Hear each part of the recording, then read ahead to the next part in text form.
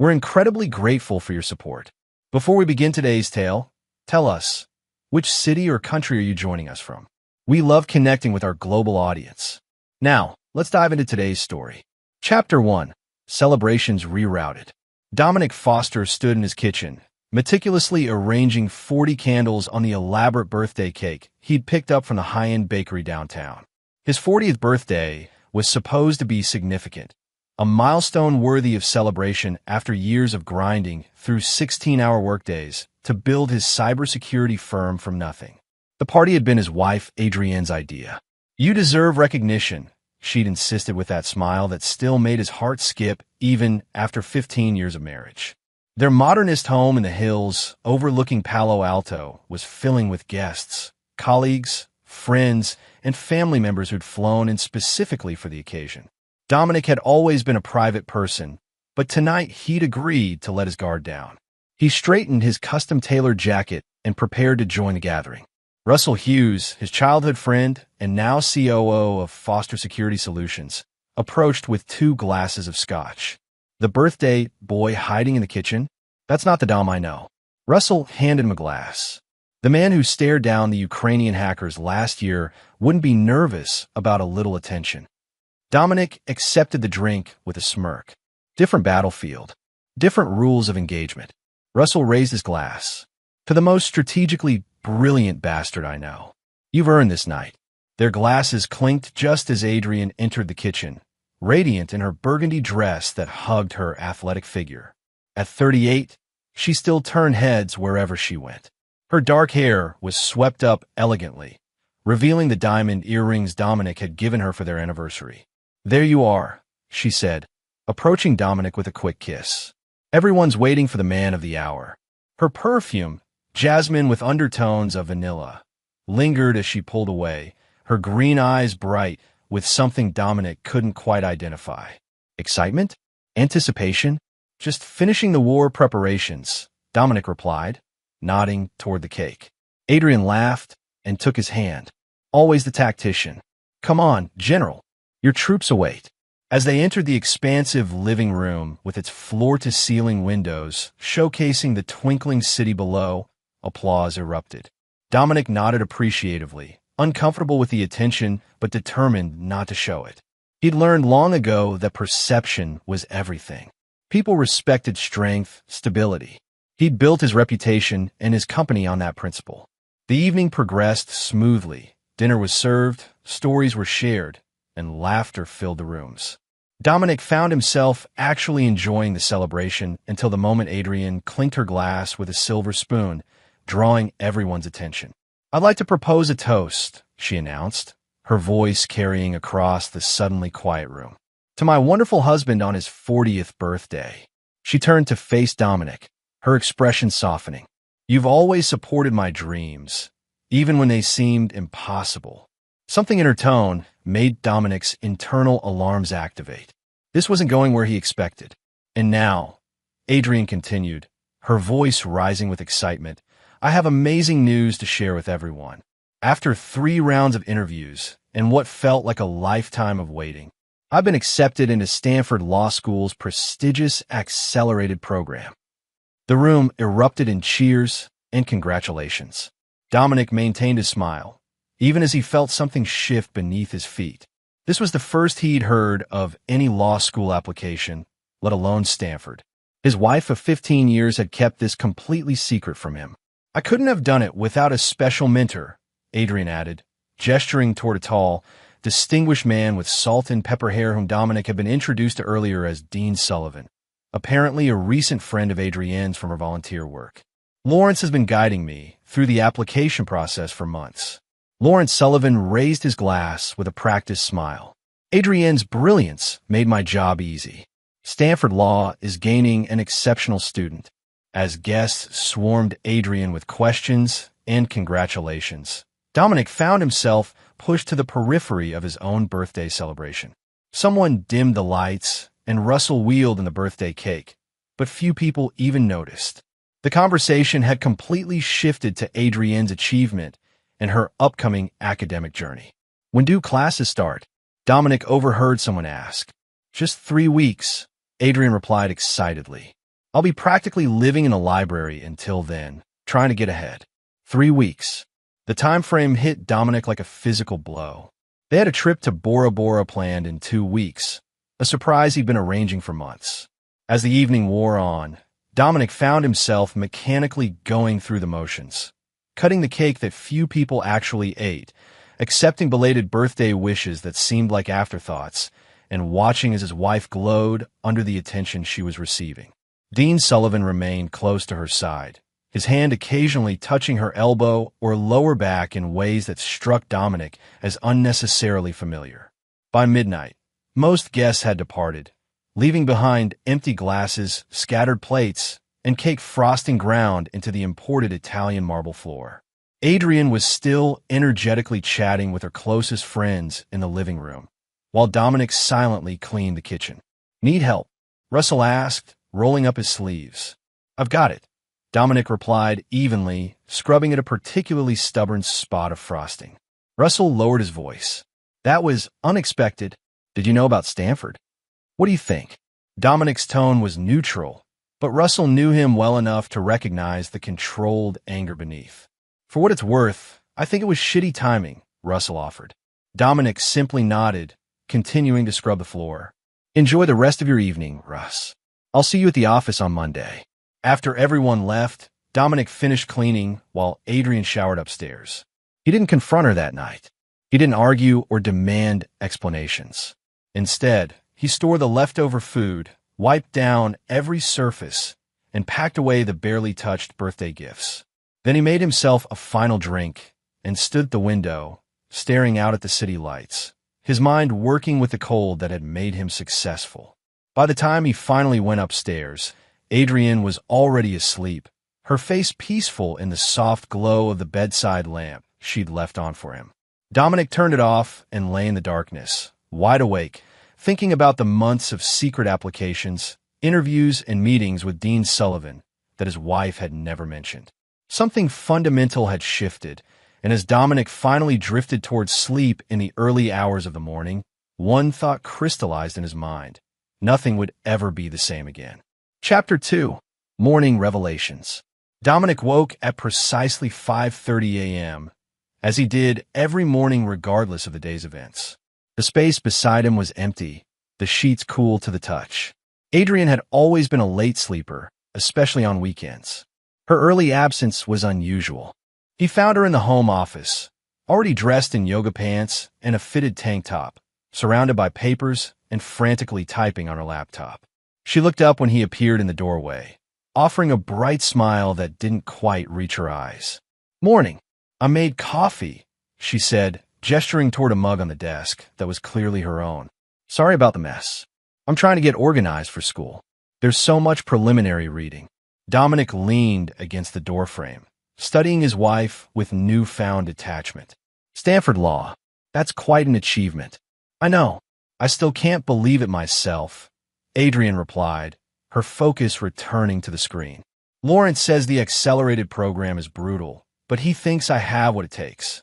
"Lawrence," Dominic repeated flatly. "You two seem close." Adrienne's fingers paused over the keyboard momentarily before resuming their rhythm. "He's been an incredible mentor. Without him, I don't think I would have had a chance at admission. Strange that in 15 years of marriage, you never mentioned wanting to be a lawyer." She finally looked up at him, her expression a mixture of defiance and what might have been guilt. "People change, Dom. You've been so focused on the company. I needed something for myself. And you didn't think to discuss a life-altering decision with your husband? I wanted to be sure before I told you. I didn't want to disappoint you if it didn't work out." She stood up, approaching him with a placating smile. "Besides, I wanted it to be a surprise. Something positive to share on your birthday." The calculated timing of her announcement suddenly seemed even more manipulative. Dominic remained expressionless. "We have plans. Bora Bora. 2 weeks from now." Adrienne's face fell. "Oh God, I completely forgot about that." With everything happening, she touched his arm. "Can we postpone? Maybe winter break? I promise I'll make it up to you." Without responding, Dominic turned and walked to the kitchen to make his own coffee. His mind was unusually quiet, the storm of emotions contained behind the disciplined facade he perfected over decades. While the coffee brewed, he opened his laptop at the kitchen counter and began a search for Lawrence Sullivan. The man was indeed a dean at Stanford Law, assistant dean of admissions, to be precise. Distinguished career, impeccable credentials, divorced 3 years ago. Numerous scholarly articles and speaking engagements. Photos showed him at various university functions, always impeccably dressed, always commanding attention. Dominic then opened his personal financial management software. Something had been nagging at him since waking, a half-formed suspicion that demanded investigation. He reviewed the joint account transaction for the past 6 months, noting several unexplained withdrawals and charges to restaurants he and Adrian had never visited together, a hotel in Napa Valley, and a jewelry store in San Francisco. Closing the laptop, Dominic sipped his coffee and considered his next move that had helped him build his company. Confronting Adrian with suspicions alone would be ineffective. He needed concrete evidence, the kind that left no room for denial or explanations. He pulled out his phone and texted Russell, "Need a favor. Discreet. Office. 1 p.m. The reply came almost immediately. "I'll be there." When Dominic returned to the office doorway with 2 fresh cups of coffee, Adrian was on the phone, her voice lowered. She quickly ended the call when she noticed him. "Just Lawrence," she explained without being asked. "He's helping me arrange my class schedule." Dominic handed her the coffee. "On a Saturday morning?" "He's dedicated," Adrian replied, accepting the cup with a smile that seemed forced. "Thank you for this. And I'm sorry about last night. I know it was your birthday, and I kind of hijacked it." "It's fine," he said, his tone neutral. "I have some work to catch up on at the office. Security upgrade for a new client. I'll probably be gone most of the day." Relief visibly washed over Adrian's features. "That's actually perfect. I was thinking of meeting some friend for lunch to celebrate the Stanford news, and then I might visit campus to get oriented." "Sounds productive," Dominic replied. "Don't wait up for me tonight. This project might run late." After showering and dressing in casual weekend attire, a departure from his usual tailored suits, Dominic left in his Tesla, deliberately leaving his primary phone on the bedroom charger. The secondary phone in his pocket, untraceable and unknown to Adrian, would serve his purposes better today. At precisely 1 p.m., Dominic sat across from Russell in his office at Foster Security Solutions. The weekend left the building empty except for the security personnel at the front desk. "What's going on, Dom?" Russell asked, concern evident in his voice. "You look like you did before we took down the Belarusian operation." "I need surveillance equipment," Dominic stated without preamble. "The best we have, and I need it kept off the books." Russell leaned forward.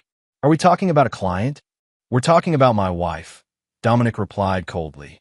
"And Dean Lawrence Sullivan." Understanding dawned on Russell's face. "You think she's—" "I don't speculate without data," Dominic cut him off. "That's why I need the equipment." Russell nodded slowly. The new Phantom series just came in. Undetectable, remote access, military-grade encryption. He hesitated. "Dom, are you sure about this? Once you go down this road." "The road already exists whether I walk it or not," Dominic replied. "I'm just illuminating what's been hidden." 2 hours later, Dominic left with a briefcase containing nearly invisible cameras, sophisticated audio devices, GPS trackers, and software that would give him access to every digital communication on devices connected to his home network.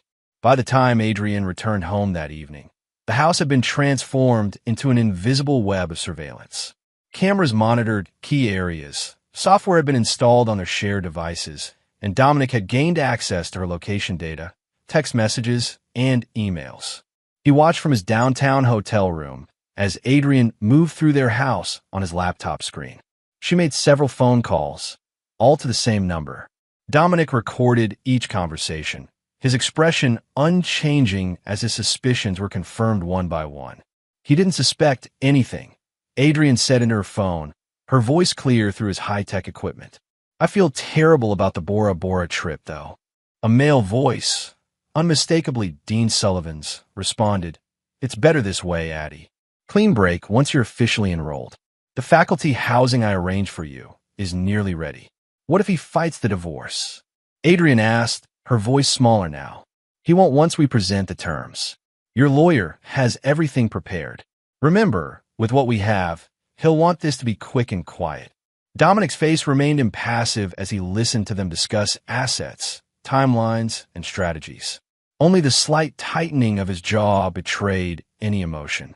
When Adrian finally went to bed, Dominic continued monitoring other feeds, systematically building a comprehensive picture of his wife's betrayal. He accessed her cloud storage and discovered hundreds of messages, photos, and videos documenting an affair that had apparently been ongoing for nearly a year. Most damning was a folder labeled Leverage containing documents related to his company, some of which contained proprietary information that could destroy everything he'd built if it fell into competitors' hands. As dawn approached, Dominic closed his laptop. His face reflected in the hotel window showed no anger, no hurt, only a cold, calculated resolve. The man who had protected digital fortresses from the most sophisticated hackers in the world had just discovered that the greatest security breach had occurred in his own home, by the person he had trusted most. He wouldn't respond with emotion. Emotion was inefficient, messy. Instead, he would respond with strategy, meticulous, patient, and devastating. Chapter 3. Roots of Deception. Sunday morning found Dominic establishing his command center in a secure room at his company headquarters, a space originally designed for sensitive client projects requiring complete isolation. The irony wasn't lost on him that he was now using it to investigate his own wife. He created a detailed timeline of Adrienne's affair with Lawrence Sullivan. Their first meeting had occurred at a charity fundraiser for educational opportunities, an event Dominic had been too busy to attend. Initial texts were professional, gradually becoming personal, then intimate. Weekend workshops that were actually romantic getaways. Late-night study sessions at Sullivan's Palo Alto home. What disturbed Dominic most wasn't the physical betrayal. It was the calculated nature of the deception. This wasn't a momentary lapse of judgment or a confused heart. This was strategic. Adrian had been systematically copying sensitive information about Foster Security Solutions for months, storing it in encrypted files that she shared with Sullivan. By midday, Dominic had uncovered the full scope of their plan. Sullivan had arranged Adrienne's admission to Stanford as a pretext for her to leave the marriage while maximizing her claim to Dominic's assets. The Leverage folder contained information that, if exposed, could potentially trigger federal investigations into some of Foster Security's more aggressive counter-hacking methodologies. Methods that operated in legal gray areas but had been necessary to protect their highest-profile clients.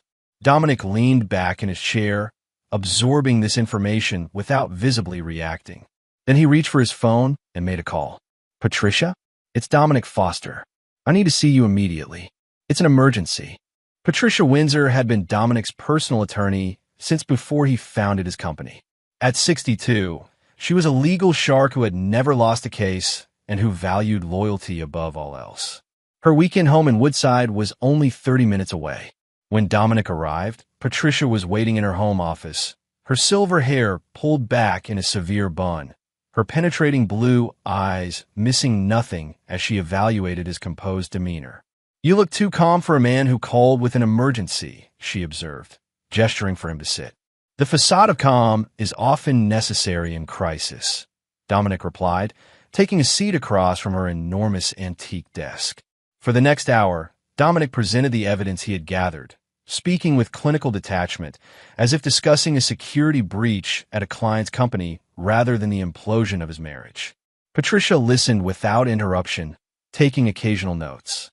When he finished, she removed her reading glasses and fixed him with a shrewd gaze.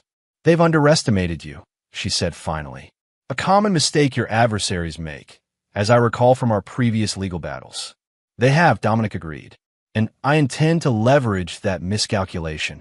"Divorce proceedings are different from corporate warfare, Dominic. There are different rules of engagement. Rules can be reinterpreted when necessary." Patricia's expression sharpened. "What exactly are you planning? As your attorney, I need to know the boundaries."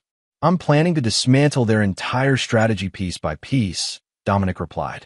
"Not just to protect myself, but to ensure they understand the consequences of their actions." Revenge, then.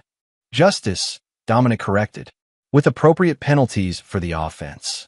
Patricia studied him for a long moment. Sullivan has significant influence at Stanford and throughout the legal community. Adrian clearly has compromising information about your company. This won't be a clean fight. I'm not interested in clean, Dominic said, his voice taking on an edge for the first time. I'm interested in complete. Then we need to work quickly. If they're planning to blindside you with divorce papers and threats of exposure, we need to preempt them. Patricia pulled out a legal pad. First, we secure your assets and intellectual property. Then, we gather additional intelligence on Sullivan. Everyone has vulnerabilities. We just need to find his. Dominic nodded. I've already begun that process. Sullivan's career appears impeccable on the surface, but there are inconsistencies in his history that warrant deeper investigation. Good. Meanwhile, I'll prepare defensive legal strategies and draft counter-allegations. Patricia hesitated. Dominic, I've known you for a long time. This kind of betrayal, it affects even the most disciplined minds. Are you certain you can maintain the necessary objectivity? For a brief moment, something dark flashed in Dominic's eyes. A glimpse of the rage and hurt carefully contained beneath his controlled exterior. This isn't my first betrayal, Patricia, he said quietly. You remember why I left my previous firm? Patricia nodded. Dominic had been forced out of a prominent tech security company early in his career after his innovations were stolen by his mentor and presented as the mentor's own work. Rather than accepting a settlement and signing a non-disclosure agreement, Dominic had systematically exposed the mentor's entire history of intellectual theft, resulting in the man's disgrace and the company's eventual collapse. I remember, Patricia acknowledged. Vincent Miller never recovered professionally.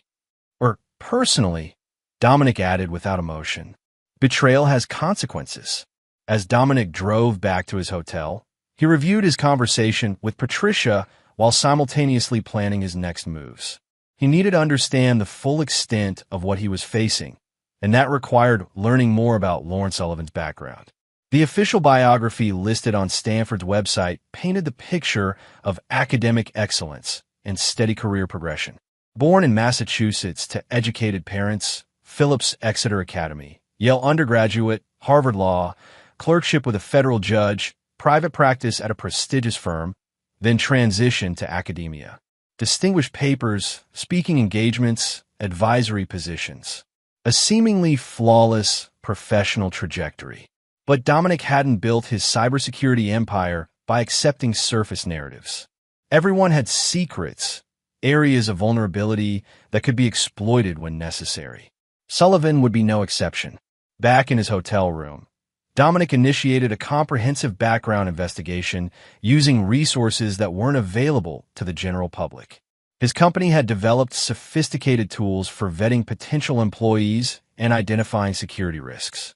Now he would turn those tools on the man who had conspired to destroy his life. Hours into his research, Dominic discovered the first significant anomaly. Lawrence Sullivan had changed his name at age 22 from Lawrence Silverman.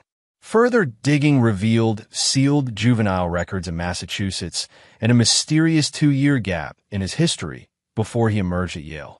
It wasn't much, but it was a starting point, a loose thread that, when pulled, might unravel Sullivan's carefully constructed image. Dominic's phone buzzed with a text from Adrian, working late with study group. Don't wait up. Everything okay at the office? He stared at the message, knowing from his surveillance that she was actually at Sullivan's home. For a moment, his finger hovered over the reply button. Then he set the phone aside without responding and returned to his investigation. By Monday morning, Dominic had compiled a preliminary dossier on Lawrence Sullivan that revealed several potential vulnerabilities, questionable financial transactions, inconsistencies in his academic record, and connections to individuals with dubious reputations. None of it was definitively damaging on its own, but collectively, it suggested that Sullivan's pristine reputation might be as carefully constructed as it was fragile. Adrian called him 3 times that morning. Each time, Dominic let it go to voicemail. She was growing concerned about his unusual silence, exactly as he intended. Uncertainty would make her nervous, and nervous people made mistakes. When he finally returned to their home Monday evening, Adrian was waiting in the living room, her expression a mixture of relief and apprehension. "Where have you been?" she demanded. "I've been worried sick. You didn't come home last night. You didn't answer my texts." The client's security situation was more complex than anticipated, Dominic replied calmly, setting down his briefcase. "I stayed at a hotel near the office to maximize work time." Adrian studied his face, searching for signs of suspicion or anger. Finding none, she visibly relaxed. "You could have let me know. You're right. That was inconsiderate." He moved toward the stairs. "I need a shower. It's been a long couple of days." "Dom," Adrian called after him. "We should talk about the Stanford situation. About our future." Dominic paused on the stairs, his back to her. "Yes, we should, but not tonight. I have an early meeting tomorrow with a potential investor from Tokyo." "Tomorrow then," Adrian agreed, relief evident in her voice. She clearly believed she still controlled the timing of their confrontation. Upstairs in their bathroom, Dominic stood under the shower's hot spray, eyes closed, mentally reviewing the information he had gathered and the strategy he was developing. His face remained impassive, but his mind was working with cold, relentless precision. Adrian and Sullivan believed they held leverage over him. They expected him to be blindsided, desperate, willing to surrender assets and dignity to avoid exposure. They had miscalculated severely. As Dominic prepared for bed, he heard Adrian on the phone in her study, her voice too low to make out the words without technological assistance. He didn't need to listen.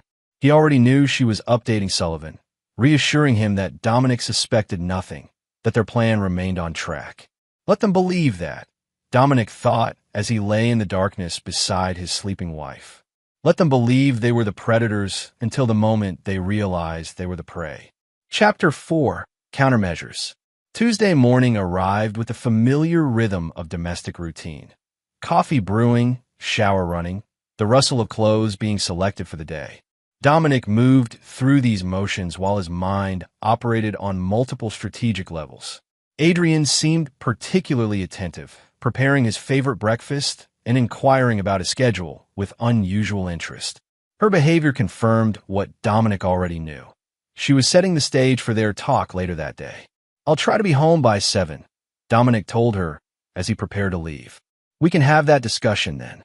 "Perfect," Adrian replied, reaching out to straighten his tie unnecessarily. "I'll make dinner. Just the two of us." The gentle manipulation in her actions, the calculated intimacy, the performance of wifely devotion, might have gone unnoticed before. Now it registered as tactical, each gesture designed to lower his defenses before the attack. Dominic arrived at Foster Security's headquarters and immediately summoned his executive team to the main conference room. Russell Hughes was already there, his expression grave. "Everyone here has signed enhanced confidentiality agreements, correct?" Dominic asked as the door closed behind the last arrival. Heads nodded around the table. "Good, because what I'm about to share cannot leave this room." Dominic activated the room's security protocols, jamming all potential listening devices and ensuring the conversation would remain private. Foster Security is facing a coordinated attack targeting our proprietary methodologies and client information. A tense silence fell over the room. "The attack vector is unusual," Dominic continued. "It's coming through my personal life."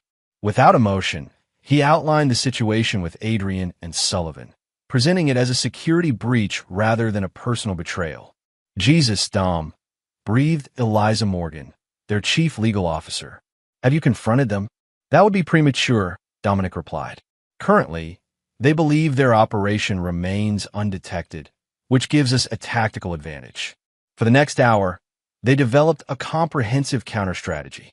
Mason Reeves, their chief technology officer, would lead a team in securing all sensitive systems and implementing digital tripwires to monitor any attempted access or data extraction. Eliza would work with Patricia Windsor to prepare legal countermeasures. Russell would discreetly relocate key physical assets to secure locations. "What about the personal angle?" Russell asked when the technical aspects had been addressed.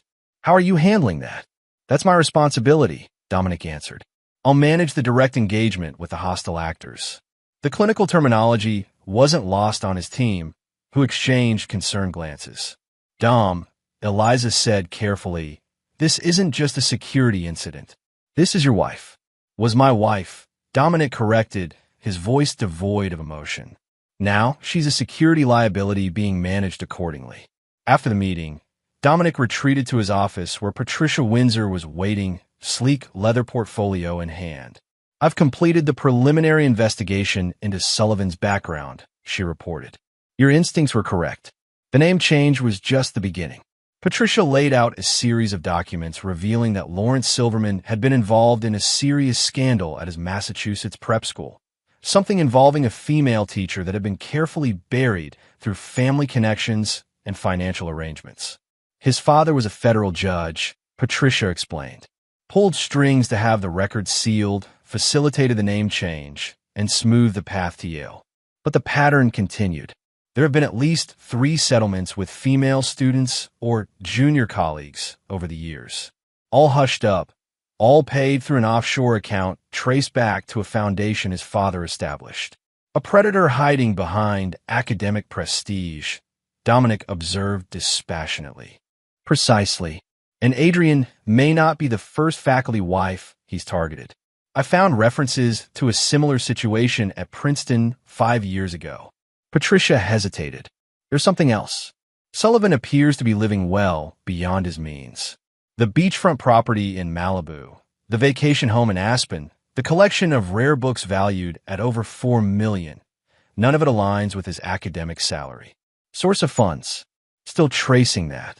But I found connections to several wealthy divorcees whose settlements were unusually generous. In each case, Sullivan served as an advisor during their divorces from high-net-worth husbands. He identifies vulnerable women, helps them extract maximum value from their marriages, and takes a cut, Dominic summarized. A divorce consultant operating in academia shadows. That appears to be the pattern, Patricia confirmed. And based on the financial records we've obtained, he's been extraordinarily successful. Dominic absorbed this information, adding it to his mental strategy map. This changes our approach. Sullivan isn't just helping Adrian leave me. He's running a sophisticated operation, and I'm the latest target. There's one more thing, Patricia added. Sullivan's position at Stanford may be in jeopardy. There are rumors of another inappropriate relationship with a graduate student. Nothing concrete yet, but the university has quietly formed a committee to investigate. Perfect timing, Dominic mused.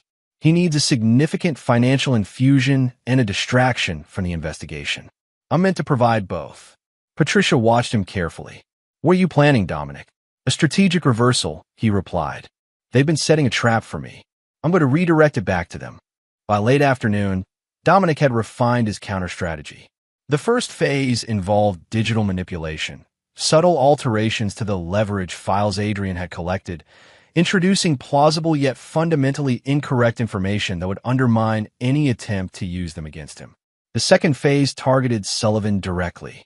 Dominic activated a network of private investigators to document Sullivan's pattern of behavior with vulnerable women and trace the mysterious source of his wealth. Simultaneously, an anonymous tip with carefully selected evidence was sent to the Stanford committee investigating Sullivan's conduct. For the final phase, Dominic contacted Victor Zhao, a former client whose technology company had recently been acquired for billions. Victor owed Dominic a significant favor after Foster Security had thwarted a devastating hack attempt just before the acquisition deal closed. I need you to approach Lawrence Sullivan, Dominic explained over a secure line. Express interest in establishing a scholarship fund with a substantial endowment. Mention that you're considering several universities, but that Stanford is at the top of your list. And what exactly am I evaluating him for? Victor asked. His susceptibility to financial temptation, Dominic replied. The higher the amount, the better. I need to know how far he's willing to go for the right price. At precisely 7 p.m., Dominic arrived home to find Adrian waiting with a carefully prepared dinner, wine already poured. She had changed into a dress he had once complimented, her hair and makeup refreshed. The stage was set for what she believed would be her strategic reveal. "This looks wonderful," Dominic commented, taking his seat at the dining table. "I wanted tonight to be special," Adrian replied, her smile not quite reaching her eyes. "We have important things to discuss." "Yes, we do," Dominic agreed, taking a sip of wine. "But first, I'd like to propose a toast. To new beginnings." Confusion flickered across Adrienne's face, quickly replaced by cautious optimism. "To new beginnings," she echoed, touching her glass to his. "You know," Dominic continued conversationally, "I've been doing a lot of thinking since your Stanford announcement. About change, about growth, about trust."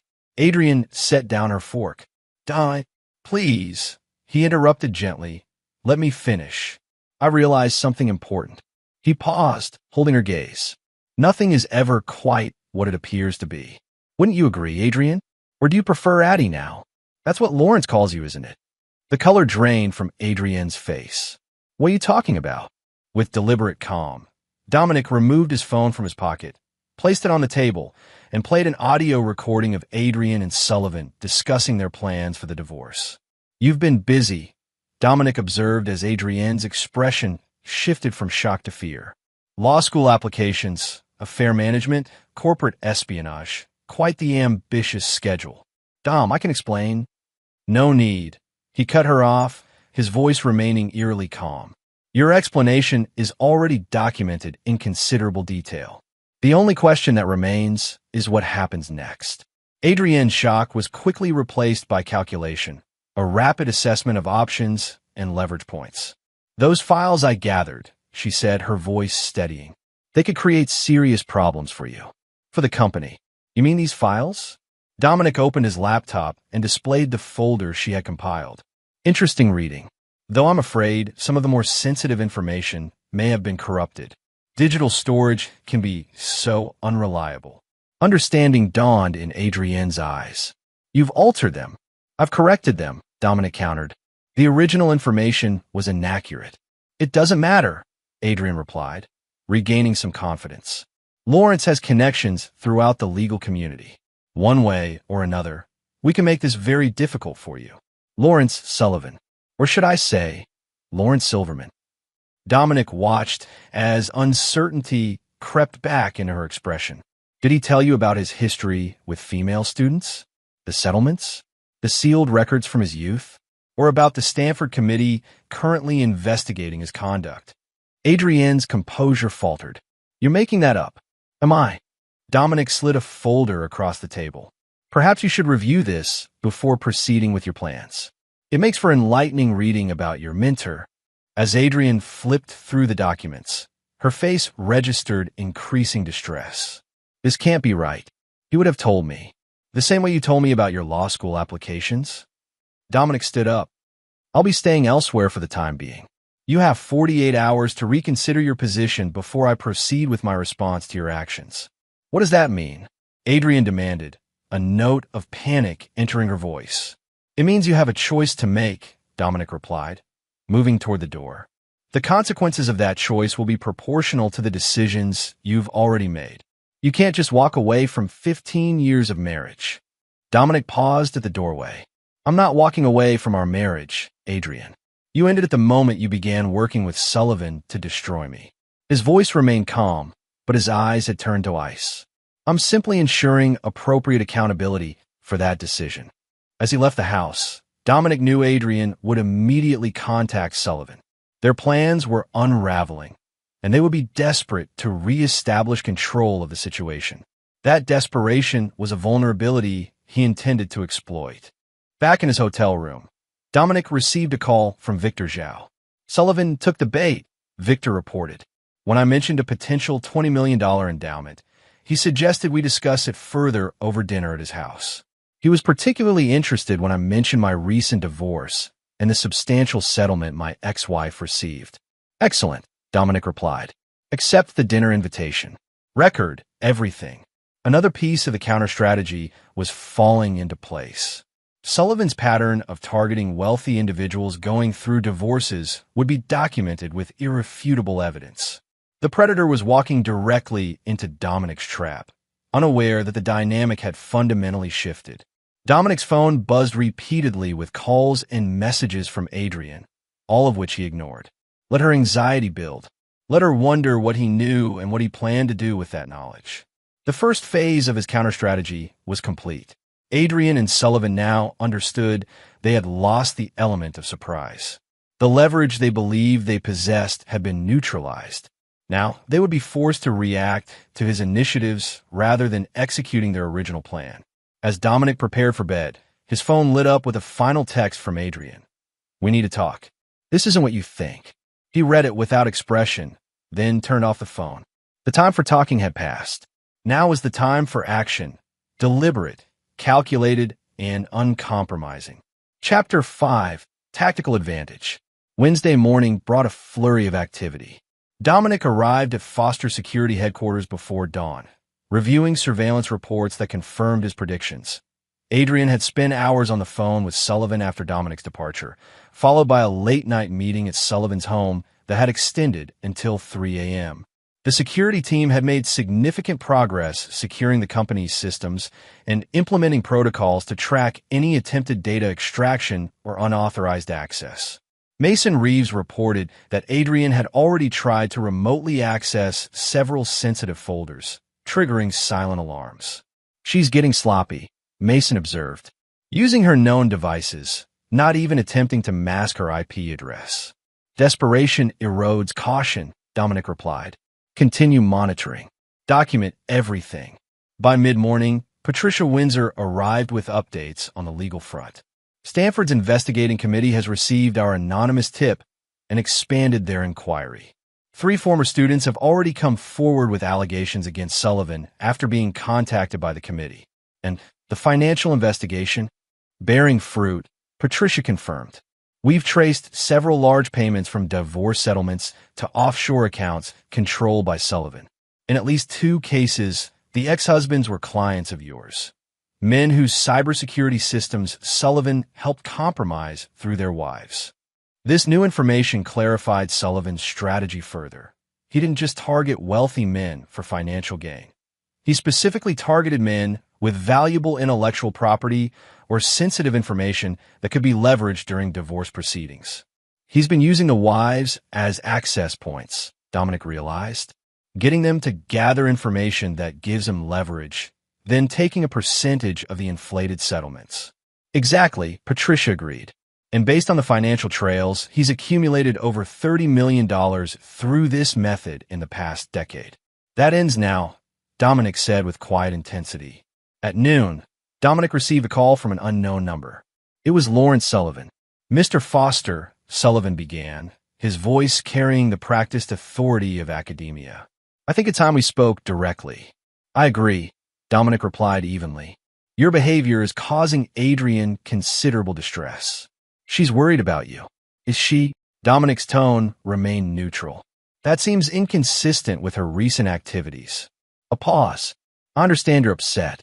Finding out about Adrian's law school plans this way was unfortunate. But surely we can discuss this like reasonable men." "By all means," Dominic responded. "Shall we discuss your history at Massachusetts prep schools?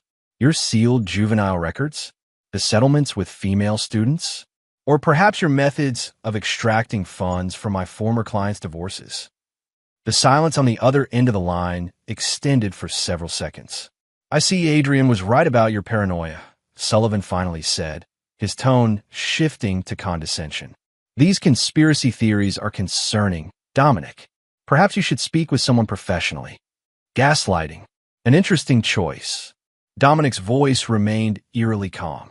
"I prefer evidence, which I have in abundance." "What exactly do you want?" Sullivan demanded, dropping the academic facade. "Meet me today, 5 p.m., the Mariner Club, private dining room. Come alone. And if I refuse?" Then tomorrow morning, the Stanford Investigating Committee receives a comprehensive dossier on Lawrence Silverman's history with vulnerable women. The district attorney receives evidence of financial fraud, and several very powerful ex-husbands learn exactly how their divorces became so unnecessarily expensive. Another pause. "I'll be there." After ending the call, Dominic summoned Russell to his office. "I need you to arrange something at the Mariner Club. 5 p.m. Russell nodded, already understanding from their years of friendship what Dominic was planning. Who will be attending besides Sullivan? Several interested parties, Dominic replied. Men whose wives Sullivan mentored through lucrative divorces. Their attorneys. A representative from Stanford's Ethics Committee. And Victor Zhao, who Sullivan believes is considering a major endowment. A public execution, Russell observed. A necessary demonstration, Dominic corrected.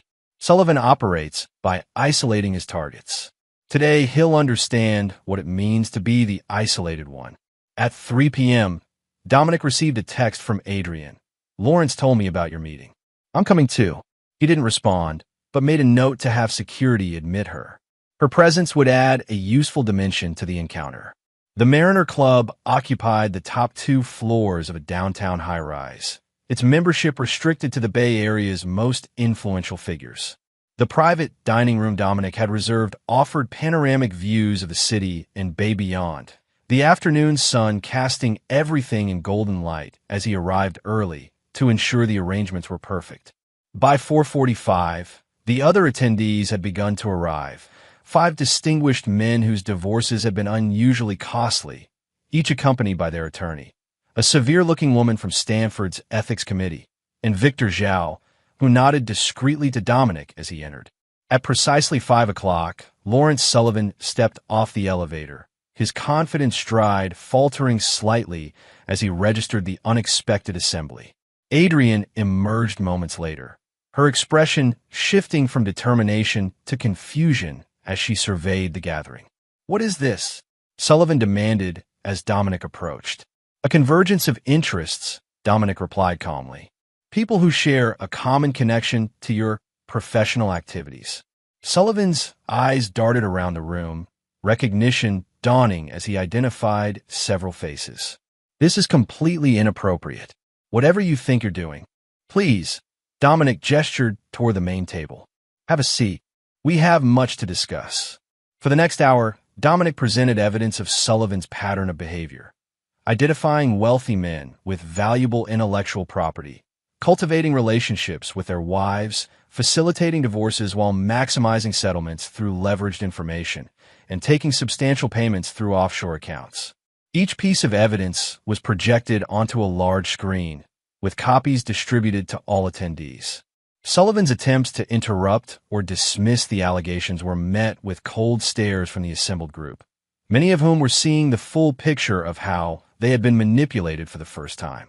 Adrian sat rigid beside Sullivan, her face ashen as the extent of his operation became clear.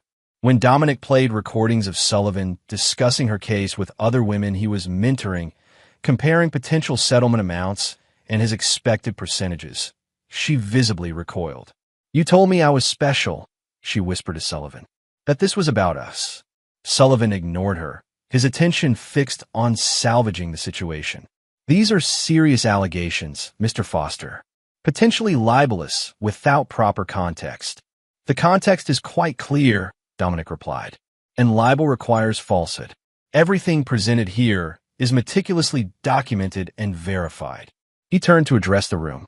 "Each of you has received a complete file. You're free to pursue individual actions as you see fit. My interest is in ensuring this pattern ends." The Stanford representative spoke up.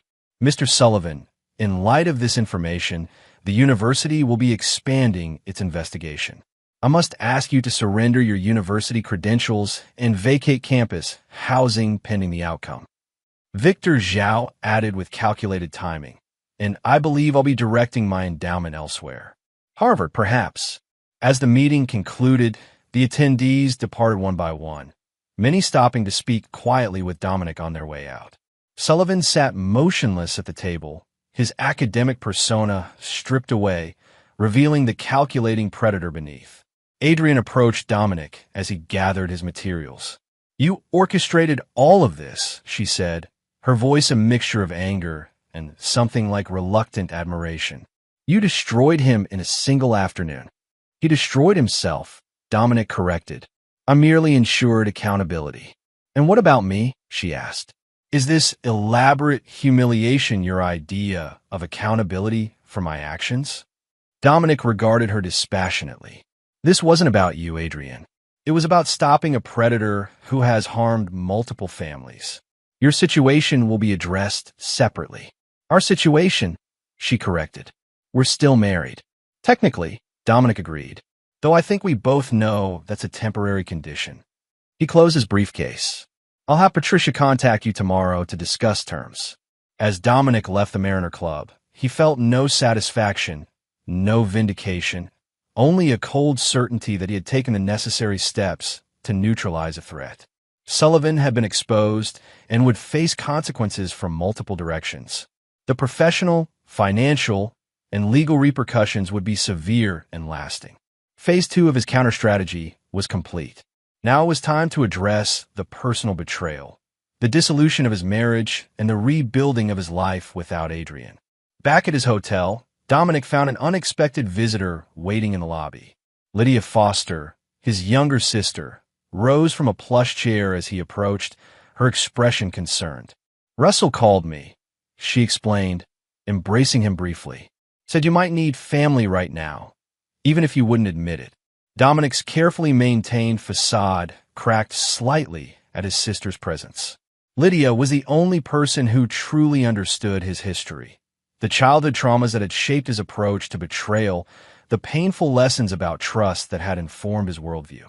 I'm handling it, he said as they rode the elevator to his suite. I know you are, Lydia replied.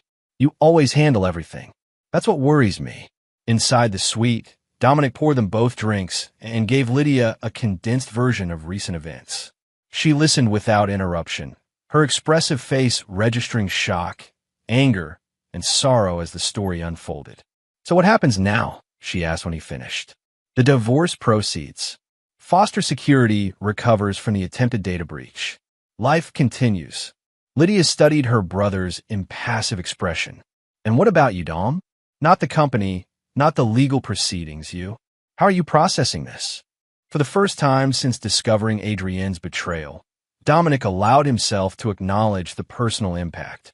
I miscalculated, he said quietly. I believed our partnership was secure. I failed to identify the vulnerability until it was exploited. That's still analyzing it like a security problem, Lydia observed. What about the emotional aspect? Dominic stared out the window at the city lights. Emotion is inefficient in crisis. And after the crisis passes, he turned to face his sister. Then I'll evaluate the emotional impact and address it accordingly. Lydia sighed. Some things can't be managed like security protocols, Dom. Sometimes you have to actually feel them. I'm aware, he replied, but not yet. Not until this is resolved. As Lydia prepared to leave, she embraced him again, more tightly this time. Promise me you won't lose yourself in this process. Getting justice is important, but so is your humanity. Dominic nodded, though he wasn't entirely convinced. His humanity had always been secondary to his responsibility to protect what he valued: his company, his employees, his family.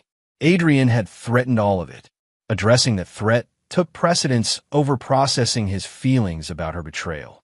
After Lydia left, Dominic returned to his laptop, reviewing the day's events and planning the next steps. Sullivan had been neutralized as a threat, but Adrian remained unpredictable. Her access to sensitive information, combined with her intelligence and now desperate situation, made her dangerous. His phone vibrated with a text from an unknown number. You've made a serious mistake. This isn't over. Sullivan, predictably lashing out. Dominic deleted the message without responding. Threats from a falling adversary were meaningless. A moment later, his phone rang. It was Patricia. Sullivan's already trying to recover, she reported. He's contacted several of his legal connections, attempting to frame the situation as a vindictive attack by a jealous husband. Expected, Dominic replied. And ineffective. The evidence speaks for itself. Agreed. But he's desperate, which makes him dangerous. And Adrian has been trying to access additional company files all evening. She's getting increasingly aggressive with her attempts. Let her try, Dominic said. Each attempt is documented and strengthens our position in the divorce proceedings. After ending the call, Dominic closed his laptop and poured another drink. In the quiet of the hotel room, with no immediate tasks requiring his attention, the first real wave of anger finally surfaced, not just at Adrienne's betrayal, but at his own failure to see it coming. He had built his reputation on identifying vulnerabilities before they could be exploited. He had protected corporate giants from the most sophisticated cyber threats in the world. Yet he had missed the signs of deception in his own home from the person he had trusted most. That failure demanded analysis. What indicators had he overlooked? What patterns had he misinterpreted? Understanding the breakdown in his personal security protocols was essential to preventing similar vulnerabilities in the future. As Dominic reviewed the past year of his marriage, he identified numerous warning signs that now seemed obvious.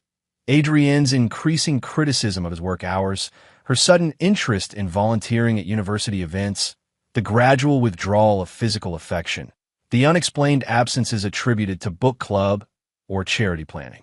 The analysis was clinical, detached from the emotional implications. This wasn't about heartbreak. It was about system failure and the implementation of improved detection methods for future relationships.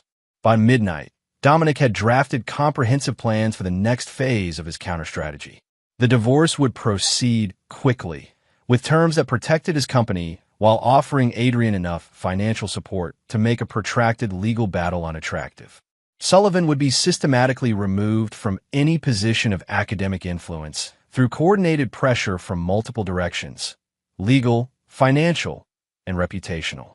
And most importantly, Foster Security would emerge stronger, its systems enhanced by lessons learned from this breach attempt. What Adrienne and Sullivan had intended as a devastating attack would ultimately become a case study in threat response and organizational resilience. As Dominic finally prepared for sleep, he reviewed the day's accomplishments with cold satisfaction. The trap set for him had been reversed. The predators had become the prey. And while personal vulnerability had been exposed, the damage was being systematically contained and repaired. Tomorrow would bring the next phase of resolution. For now, that knowledge was enough to allow him the few hours of rest required for optimal performance. Chapter 6. Points of No Return. Thursday dawned with news that exceeded even Dominic's carefully calculated expectations. Russell arrived at the hotel with morning coffee and a tablet displaying multiple news alerts.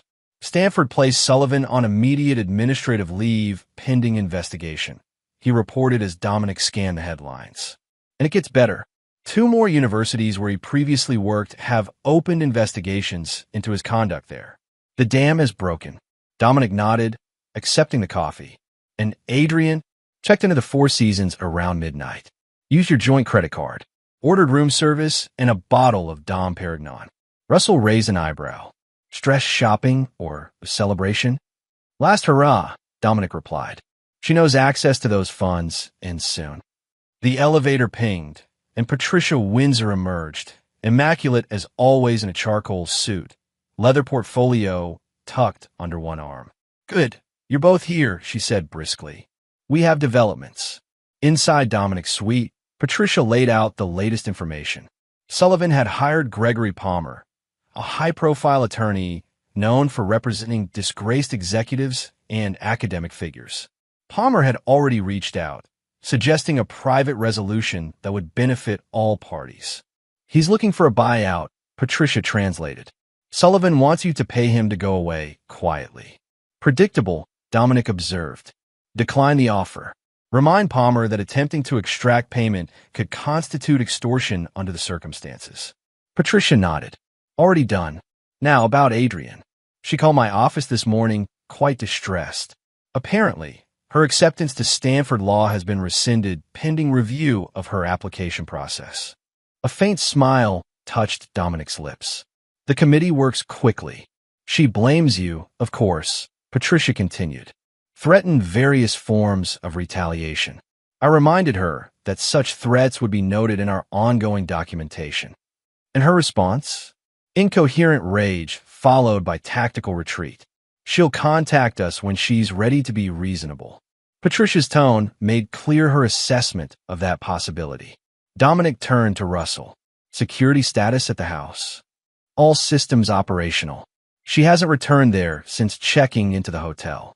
We're monitoring all access points and communication channels. Good. Dominic checked his watch.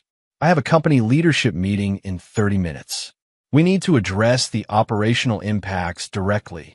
At Foster Security Headquarters, Dominic convened his executive team. The mood was somber as he outlined the situation in clear, unemotional terms. Adrienne's betrayal, Sullivan's manipulation, the attempted data breach, and the countermeasures implemented. This was a targeted attack using a personal vector, Dominic concluded. Its failure demonstrates the effectiveness of our security protocols, but also highlights areas for improvement.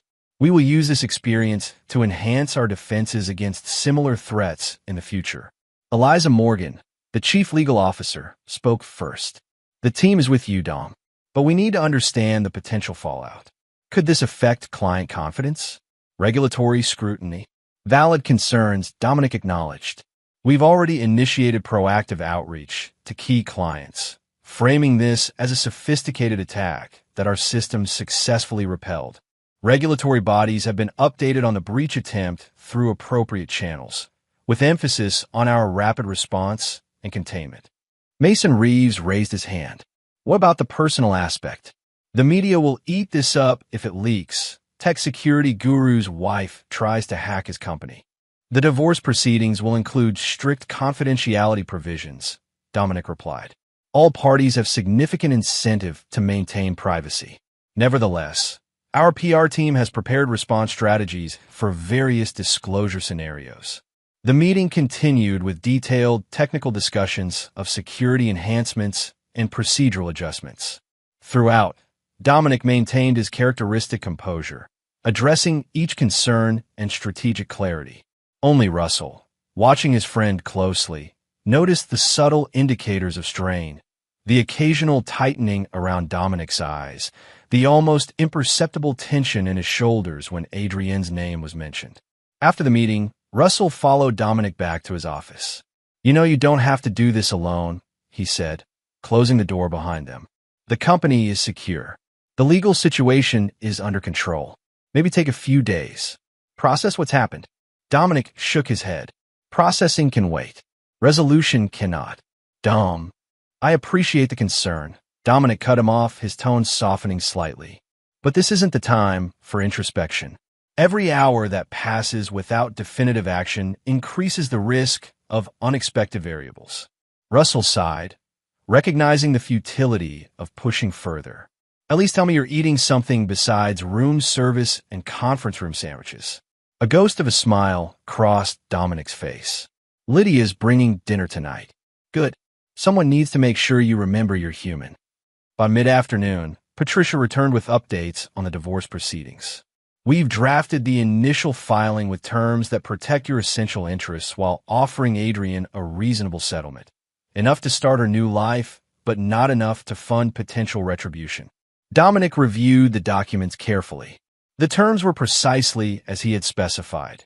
Adrienne would receive a lump sum payment representing approximately 15% of their marital assets, excluding his company's shares. The house would be sold with proceeds divided.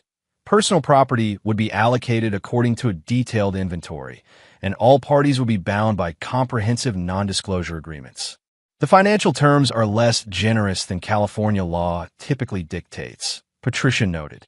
But given the documented breach, attempt, and conspiracy with Sullivan, we have leverage to negotiate downward. She won't accept these terms initially, Dominic predicted, signing the papers. Her pride will demand more. Agreed. But her practical options are limited, especially with Sullivan's downfall and her Stanford rejection. She needs this to conclude quickly if she wants to salvage any future opportunities. After Patricia departed, Dominic received an unexpected visitor. Vanessa Chun, Adrienne's closest friend and confidant for over a decade, appeared at his office door, her expression a mixture of anger and confusion. We need to talk, she announced without preamble. Dominic gestured to a chair. I'm listening. Vanessa remained standing. What the hell happened? Adrienne is falling apart. Lawrence is facing professional ruin. And you're here, business as usual, like nothing's wrong. An interesting perspective, Dominic replied calmly. Did Adrienne explain her role in recent events? The affair? the attempted corporate espionage, the conspiracy to maximize divorce settlement through leveraged information. Vanessa's certainty wavered. She said, "You misunderstood. That Lawrence was just helping with her law school applications." Did she? Dominic opened a folder on his desk and slid several photographs across to Vanessa.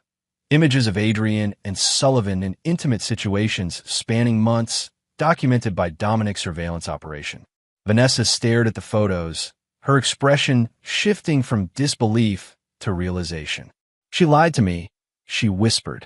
"She lied to everyone," Dominic corrected, "including herself, perhaps. But this public destruction of Lawrence, the Stanford Committee, those other men at the Mariner Club, was that necessary? Sullivan has manipulated multiple women into gathering sensitive information from their husbands, then used that information to extract inflated settlements while taking substantial cuts for himself. His pattern of predatory behavior extends back decades." Dominic's voice remained steady.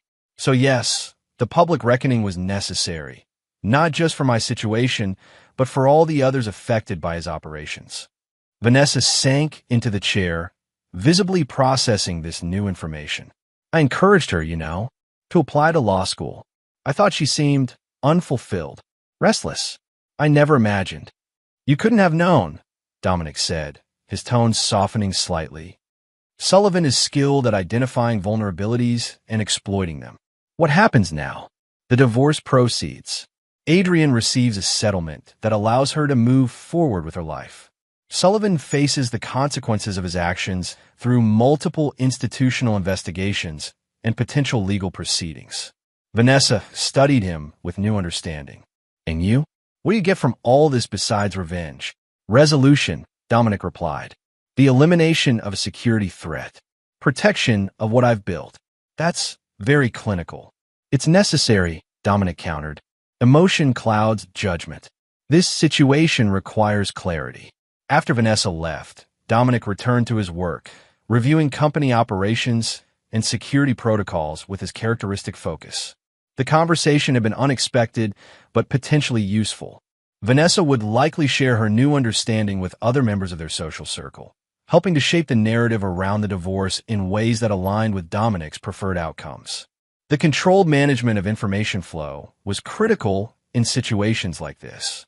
Public perception could influence legal proceedings, professional relationships, and future opportunities.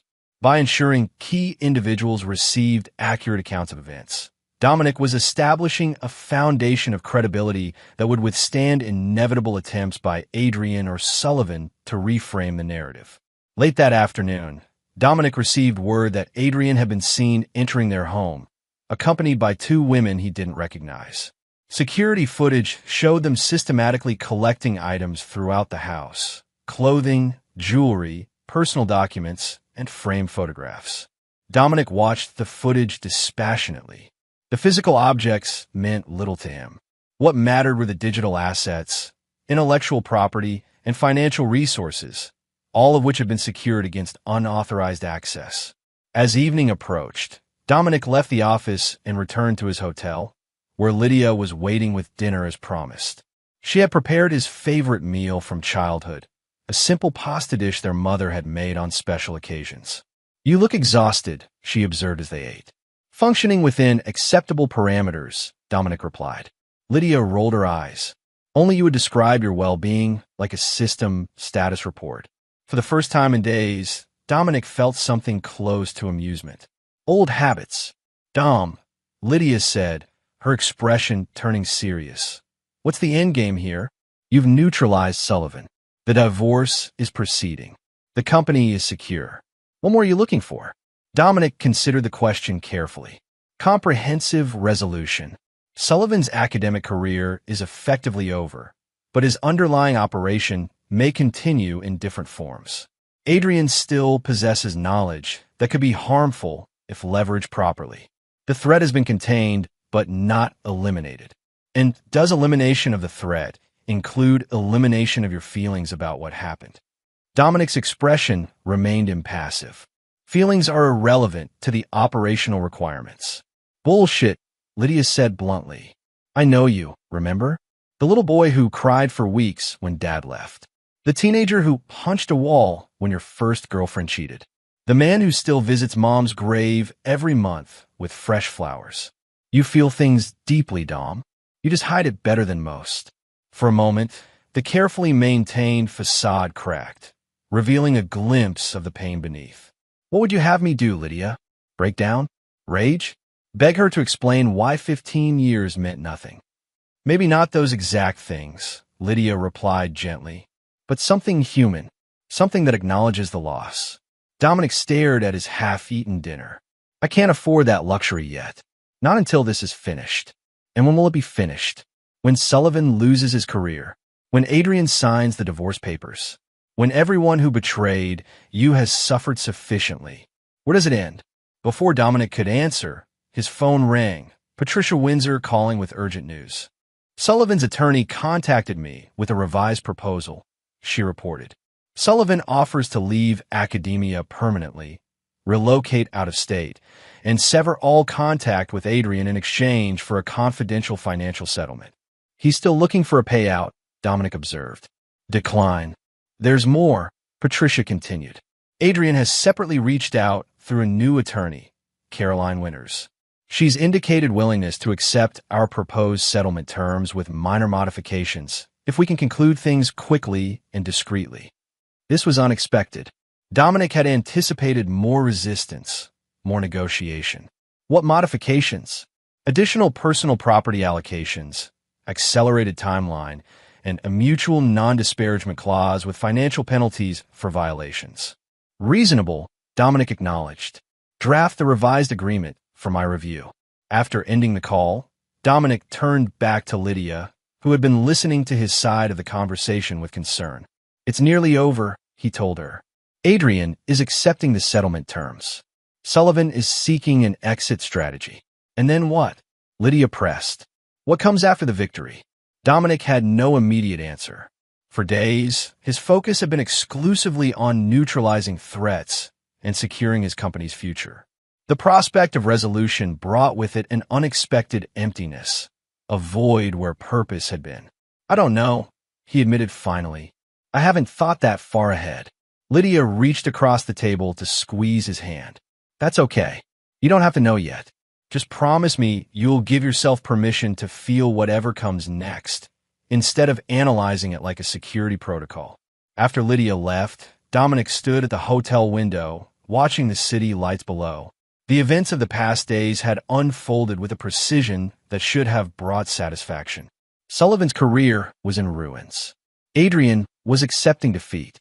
Foster Security had emerged stronger from the attempted breach. Yet beneath the strategic success, a hollowness remained, a space once filled with trust, partnership, shared memories.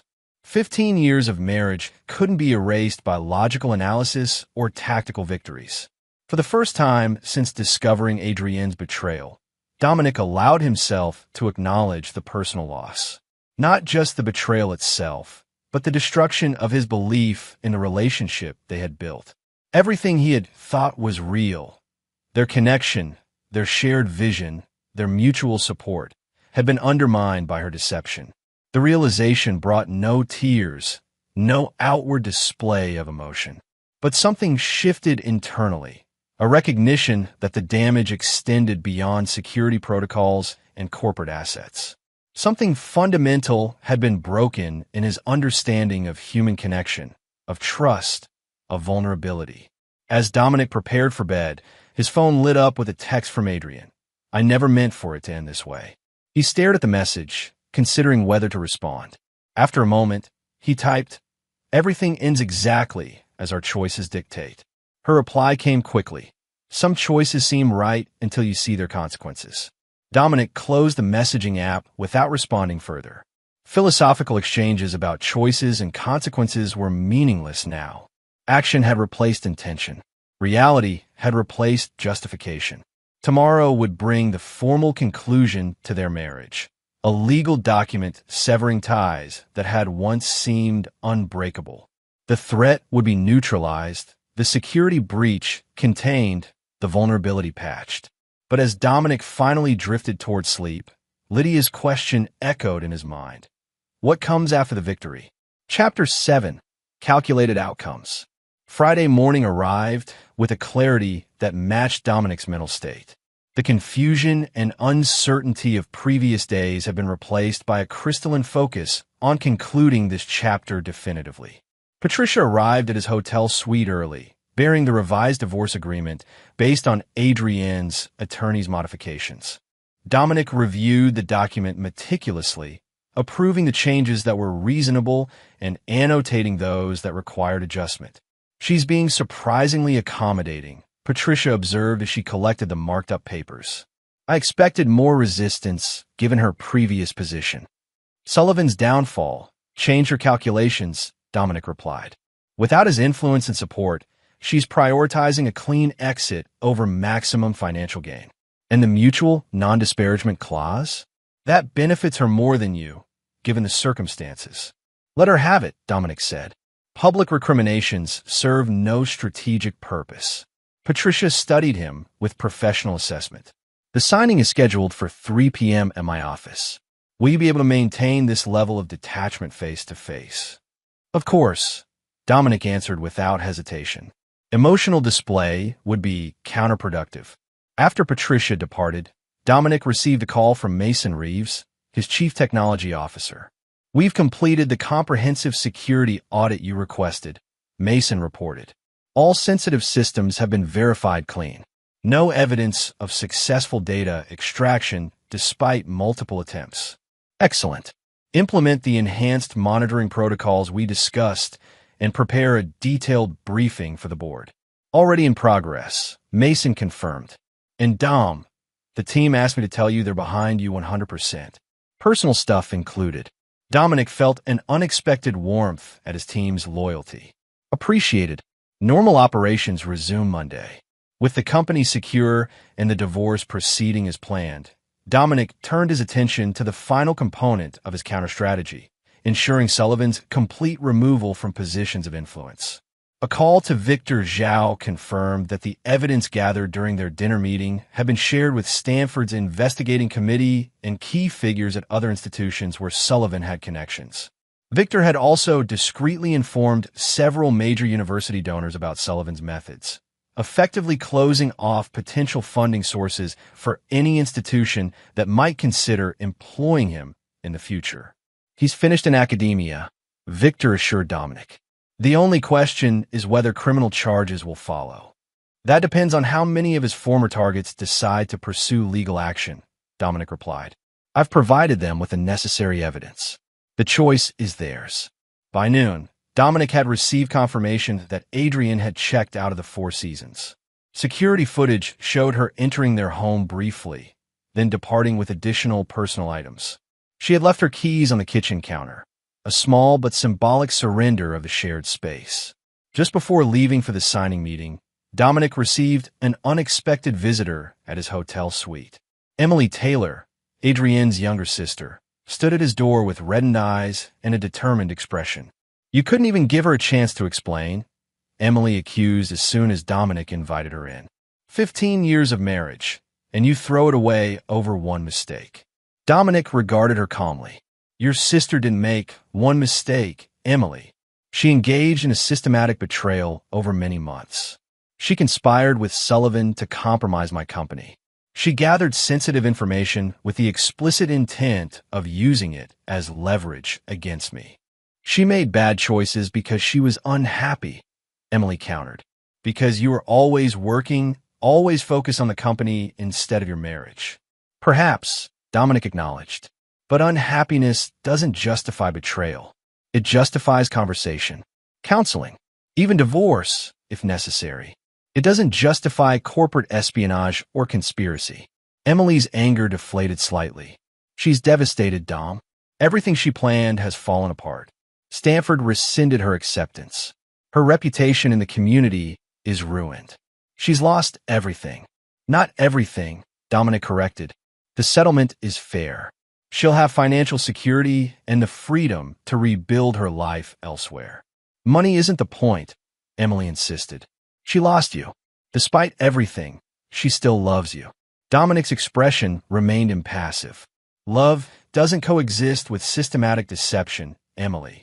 Your sister made calculated choices that prioritized her desires over a partnership.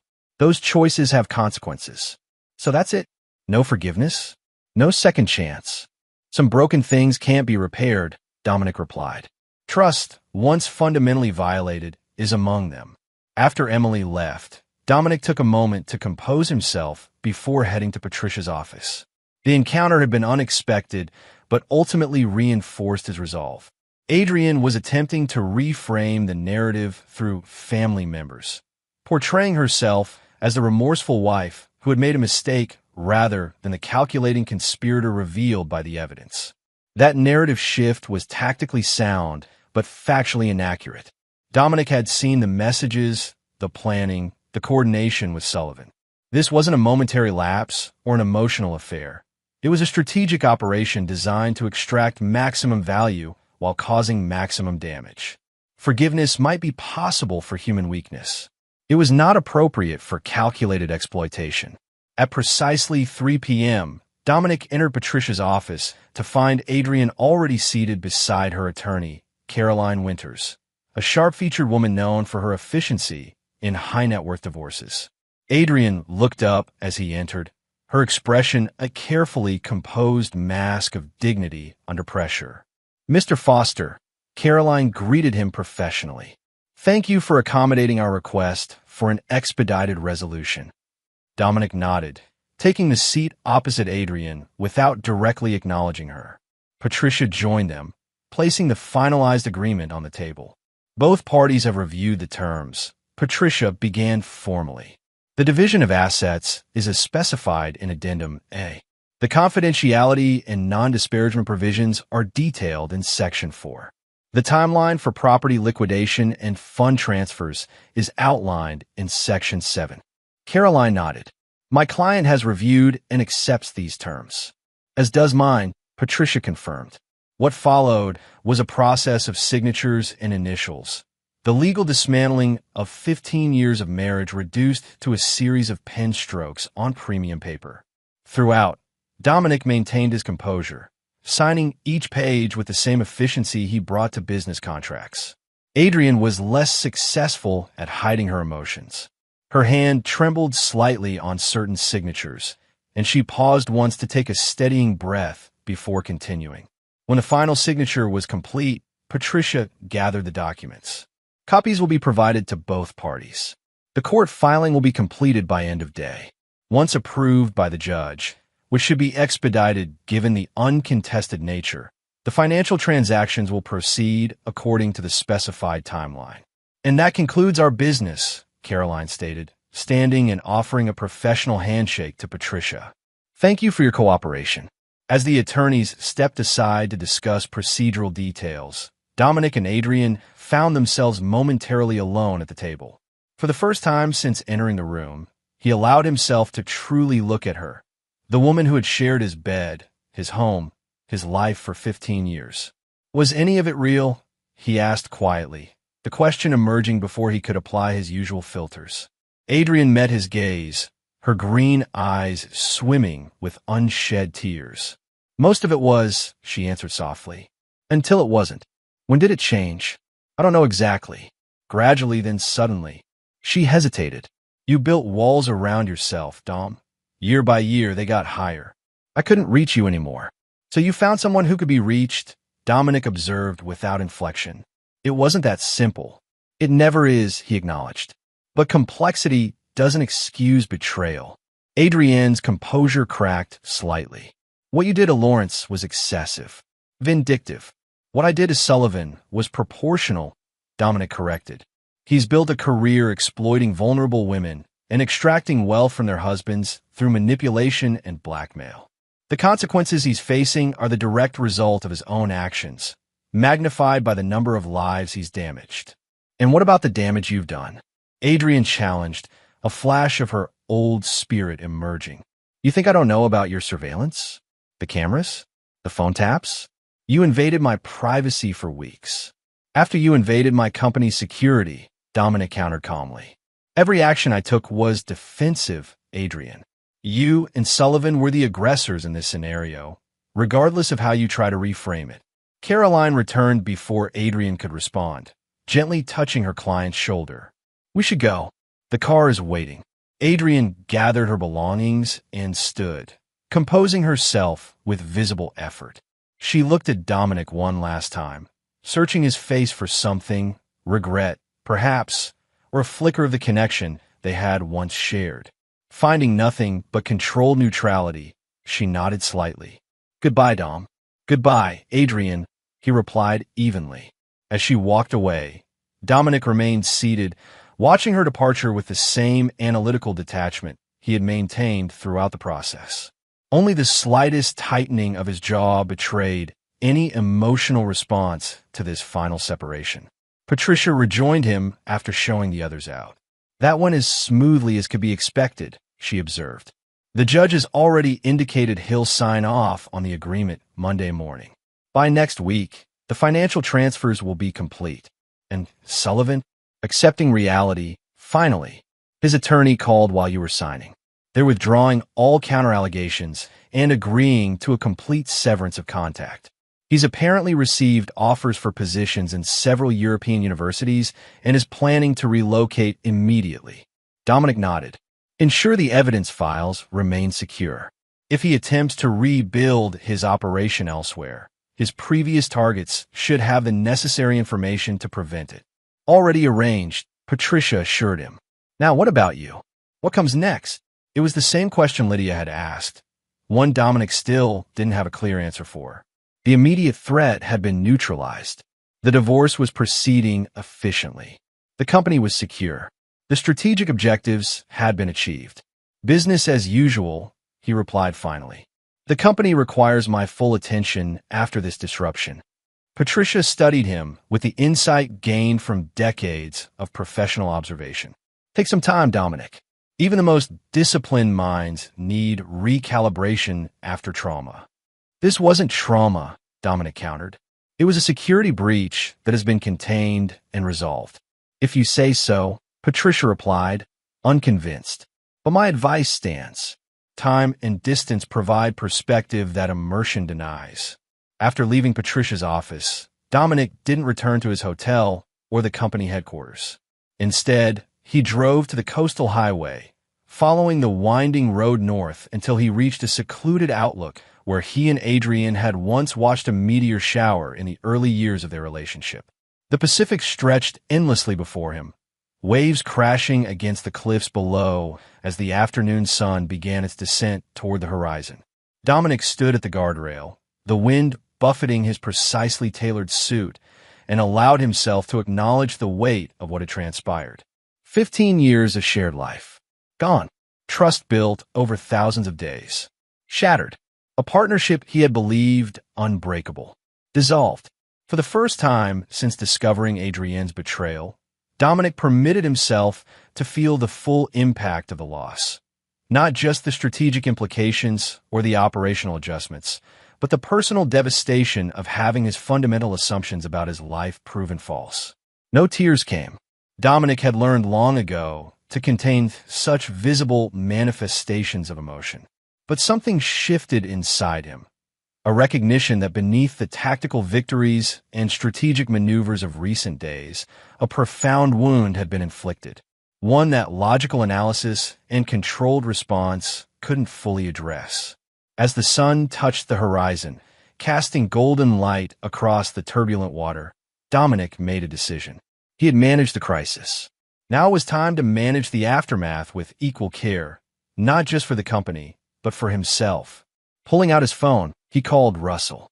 I need you to handle operations for the next 2 weeks, he said without preamble. I'm taking some time off. Russell's surprise was evident even through the phone. Really?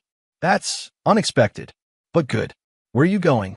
Northern Cascade Mountains. The property my grandfather left me. The remote cabin had been Dominic's refuge during previous life transitions. After leaving his first company, during the early struggles of building foster security following his mother's death.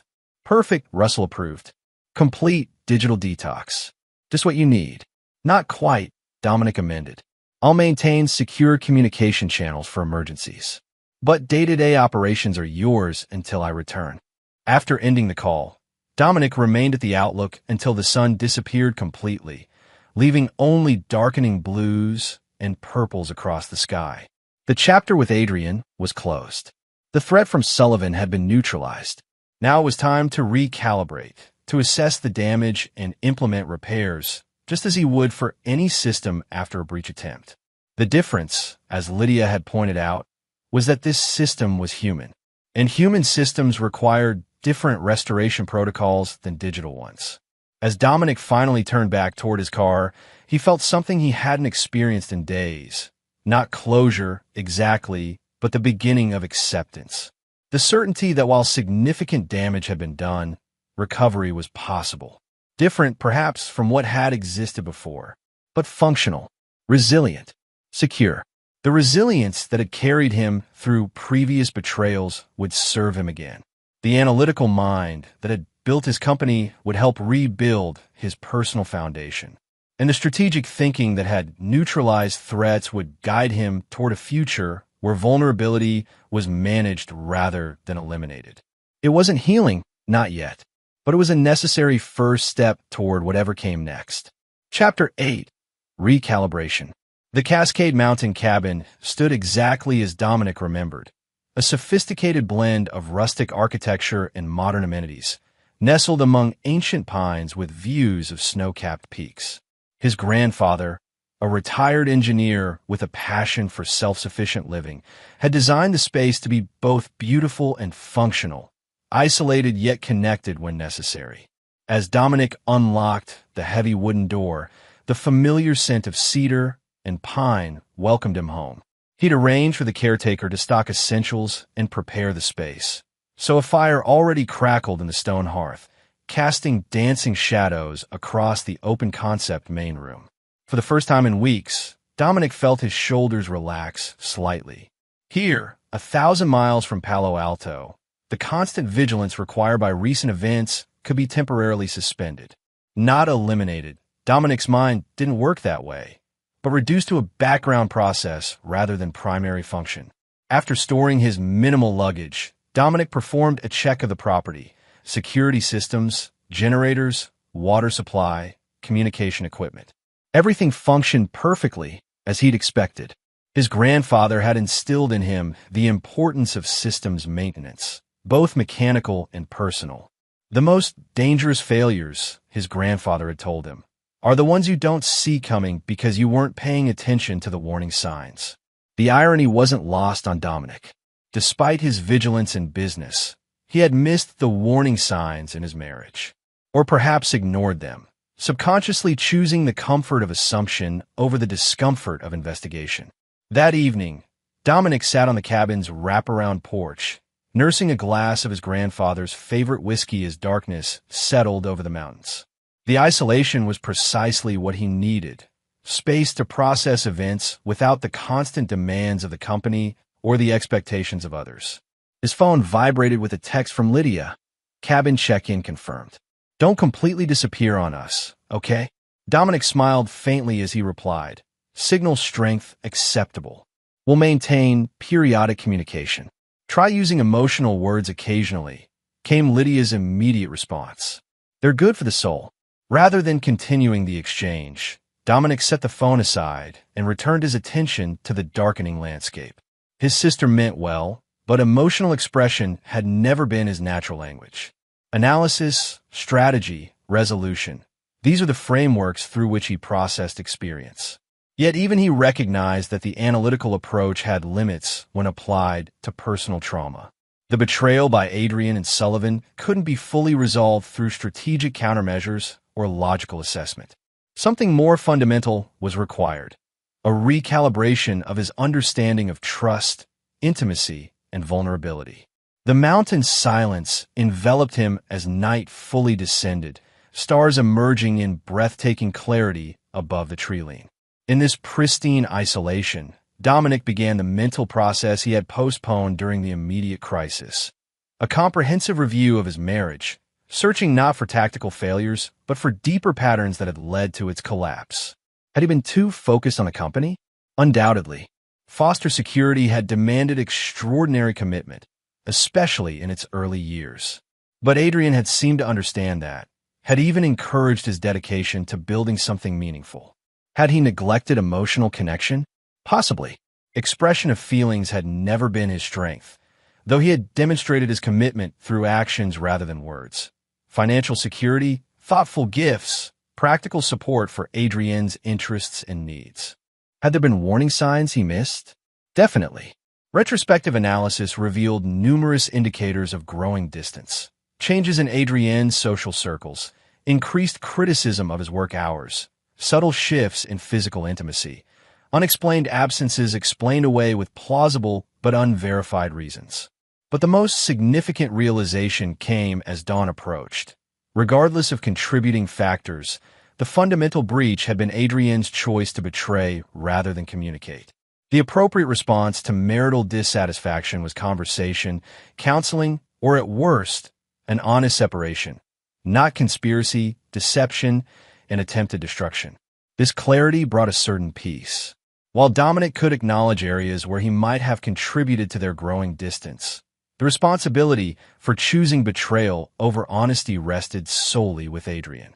As the first light of morning touched the mountain peaks, Dominic finally slept, not the vigilant half-rest of recent weeks, but a deeper surrender to exhaustion. His last conscious thought was that recovery, like any complex system restoration, would require both time and a structured approach. For the next 3 days, Dominic established a new routine far removed from his normal corporate rhythms. Mornings began with physical exertion, hiking the challenging trails surrounding the property, pushing his body to match the demands he regularly placed on his mind. Afternoons were dedicated to cabin maintenance and improvement projects that his grandfather had outlined in journals left behind. Evenings were spent reading, not security briefings or technical manuals, but the philosophical and historical texts that had shaped his worldview in younger years. On the fourth day, Russell called with an update on Foster security operations. The company was functioning smoothly, client confidence had been maintained, and the enhanced security protocols implemented after Adrian's breach attempt were proving effective. "The team misses you," Russell reported, "but everyone agrees the break is well-deserved. Take the full 2 weeks, Dom. We've got things covered. Any word on Sullivan or Adrian?" Dominic asked, surprising himself with the question. Sullivan accepted a position at a small university in Switzerland. Significantly reduced prestige, but at least he's employed. The Stanford investigation continues, with more former students coming forward. And Adrian? Russell hesitated briefly. She's moved to Portland. Her sister Emily lives there. The house sale is proceeding as planned. Apparently, there's already a good offer from a tech executive relocating from Seattle. Dominic absorbed this information without visible reaction. "Thank you for the update. Continue with standard protocols. I'll check in again in 3 days." After ending the call, Dominic found himself standing at the cabin's picture window, staring at the mountain vista without really seeing it. The information about Adrienne's relocation had triggered an unexpected emotional response. Not regret or longing, but a strange emptiness.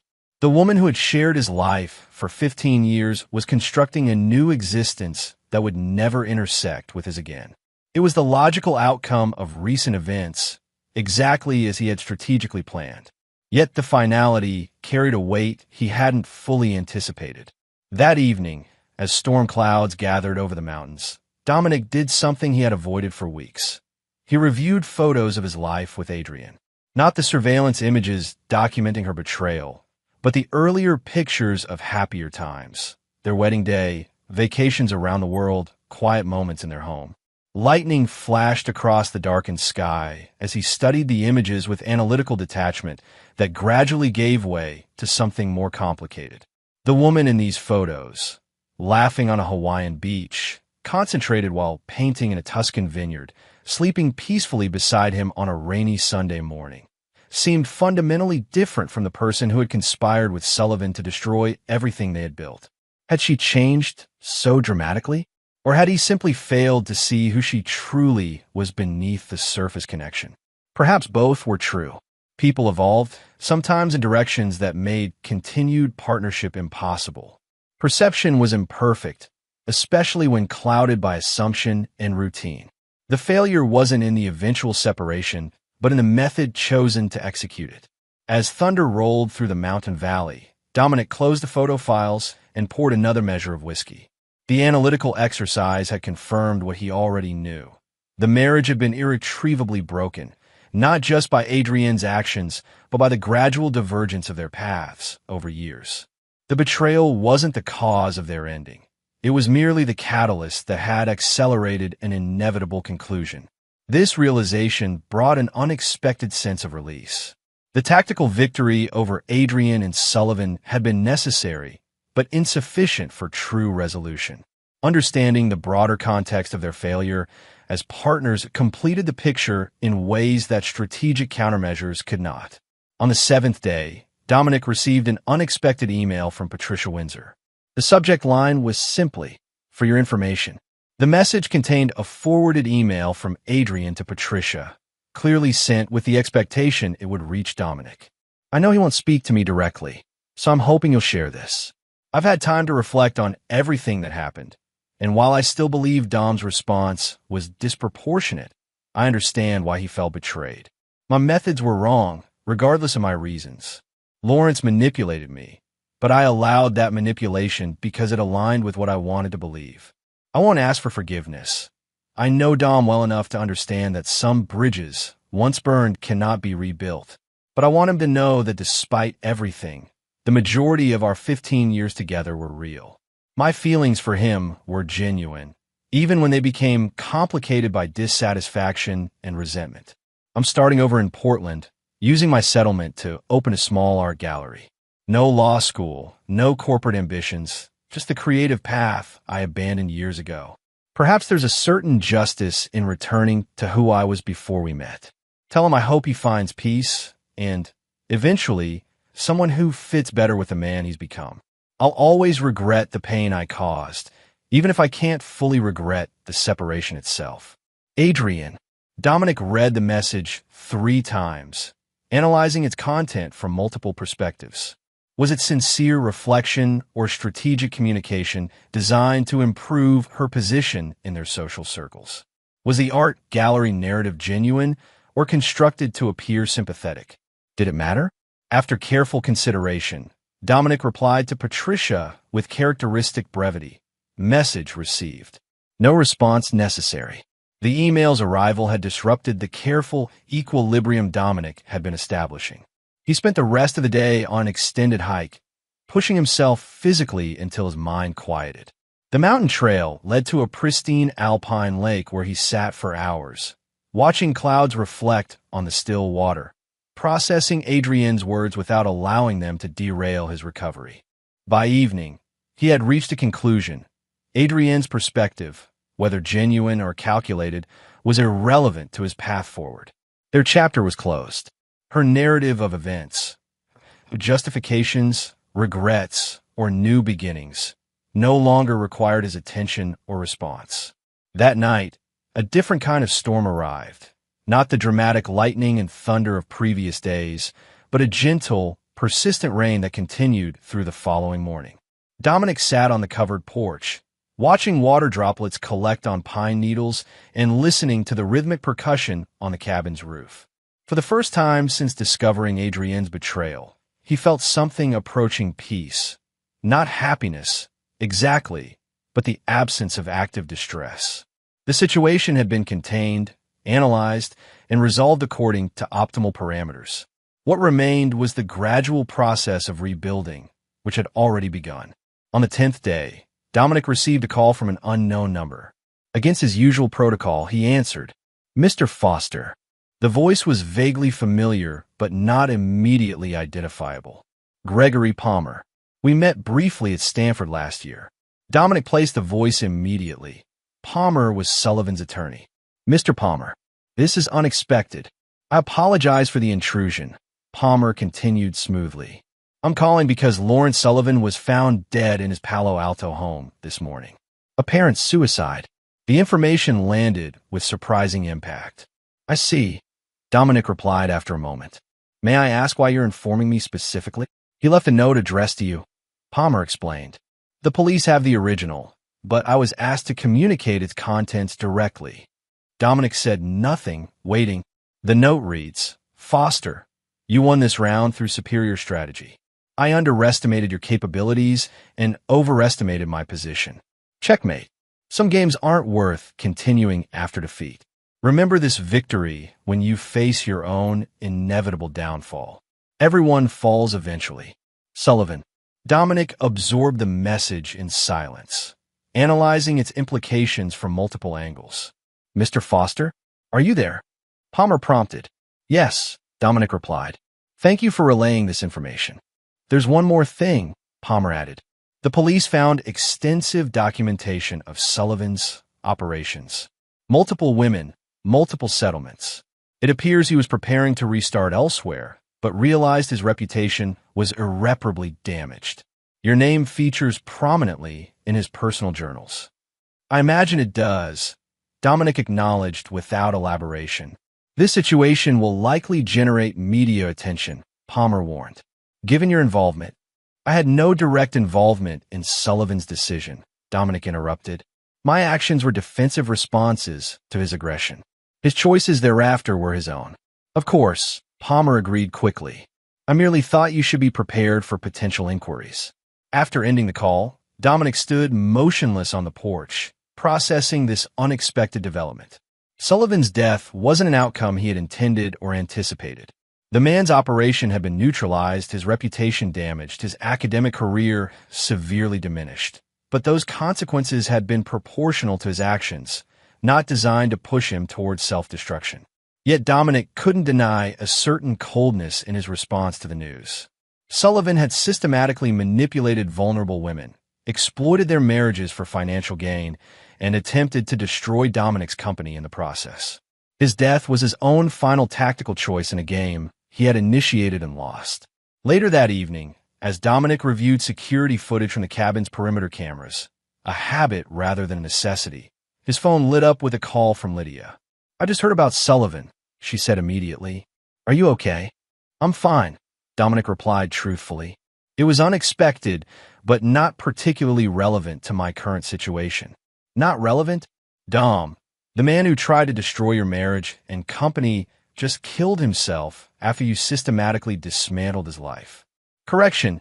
After his own actions led to the exposure of his predatory operation, Dominic countered. I didn't dismantle his life, Lydia. I protected mine.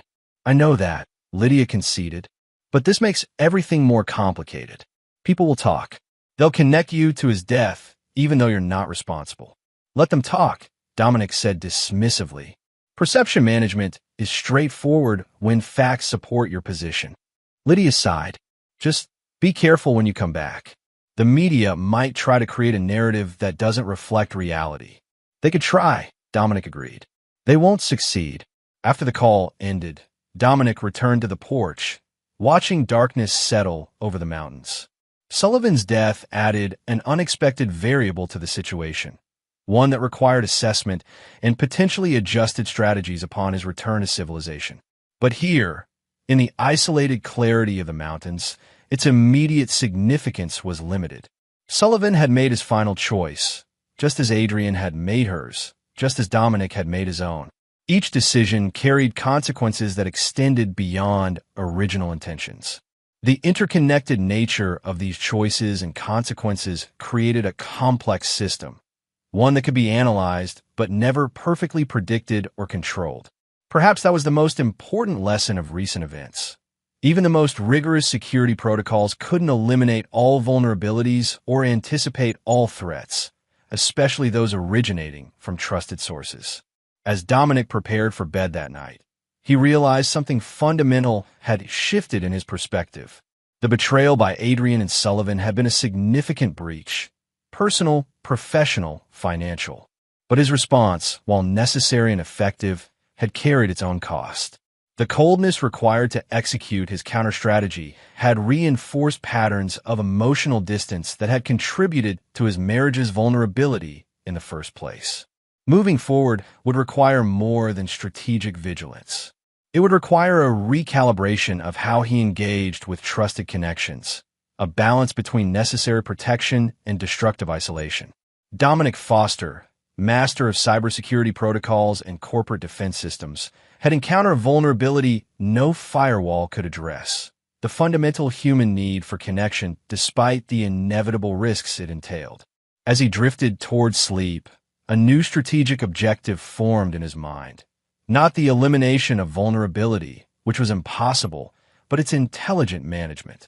A system that was completely closed was also completely isolated. Functionality required calculated openness, despite the inherent risks.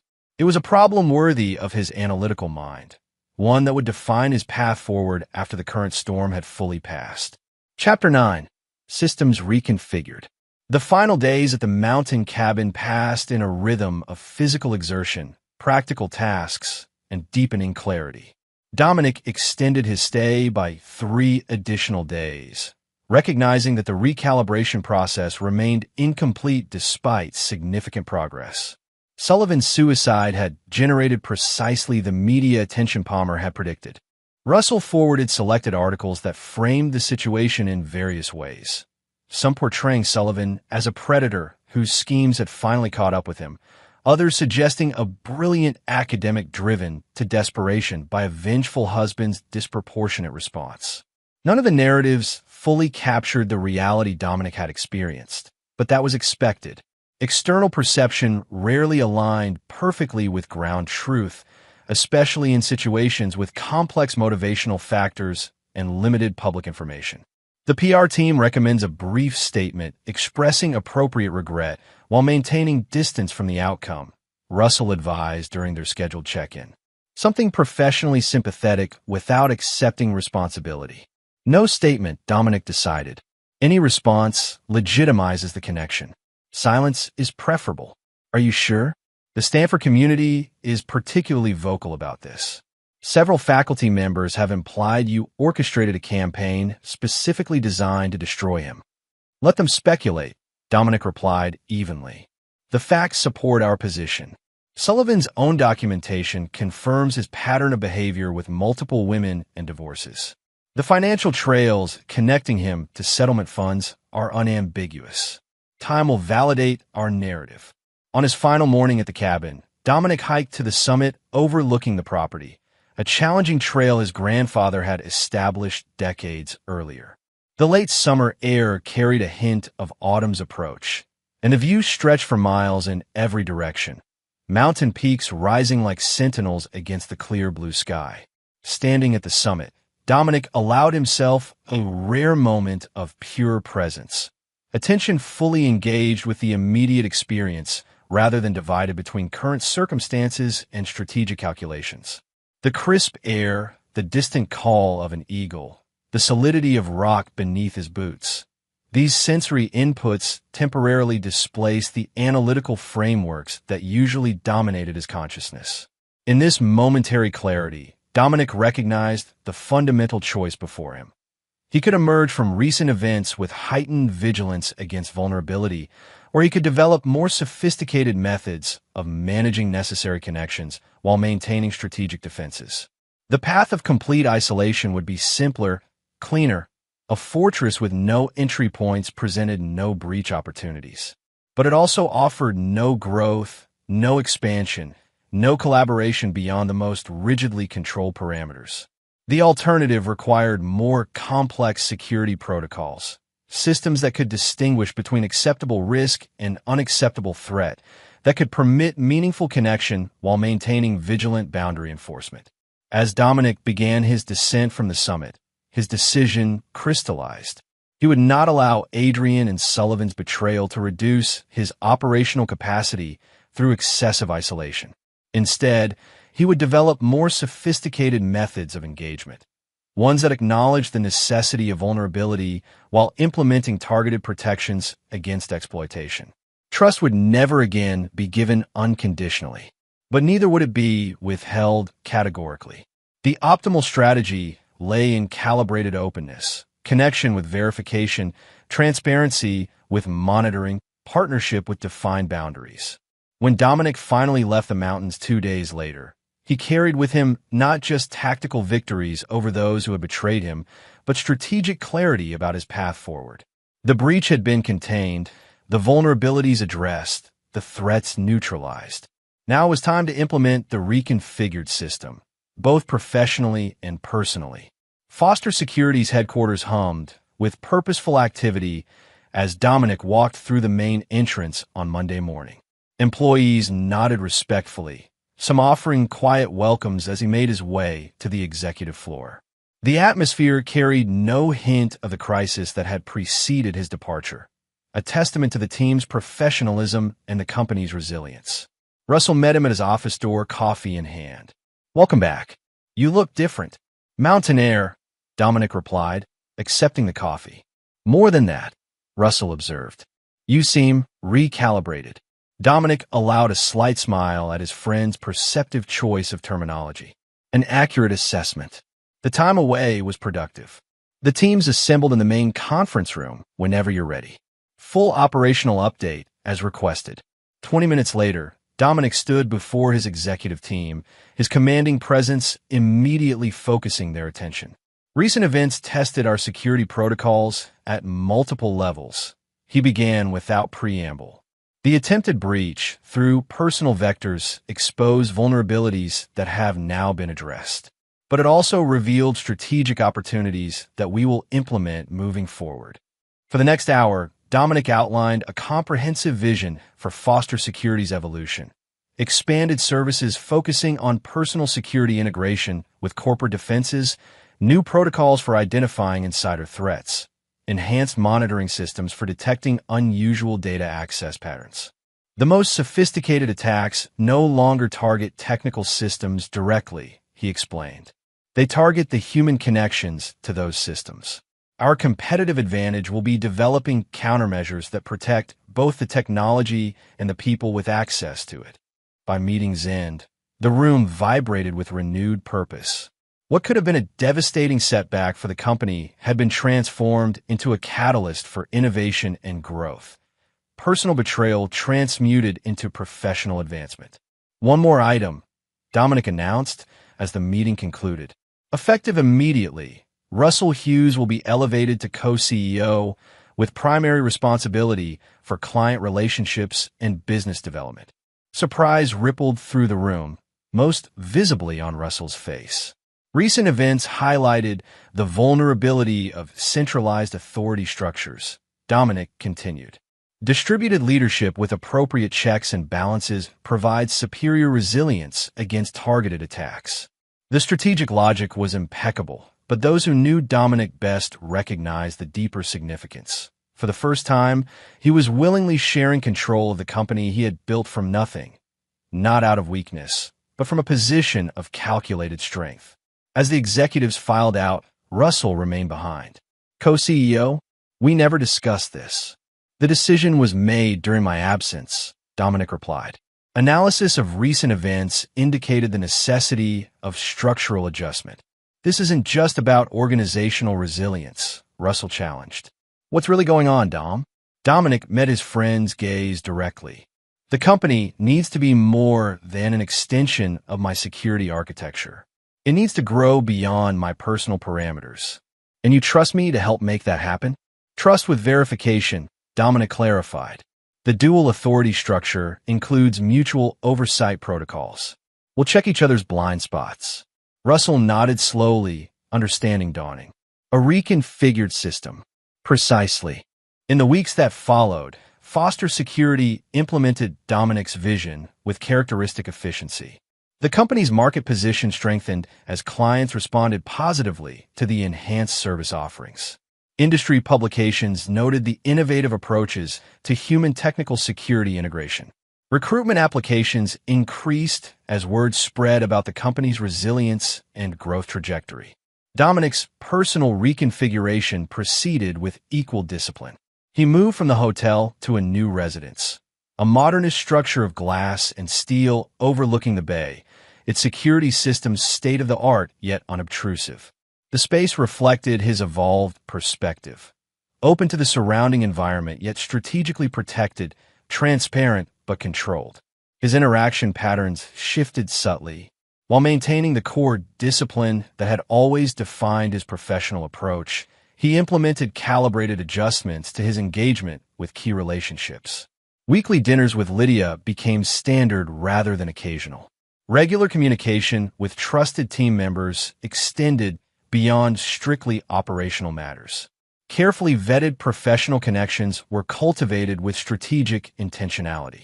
These changes weren't emotional concessions, but tactical implementations of his reconfigured understanding.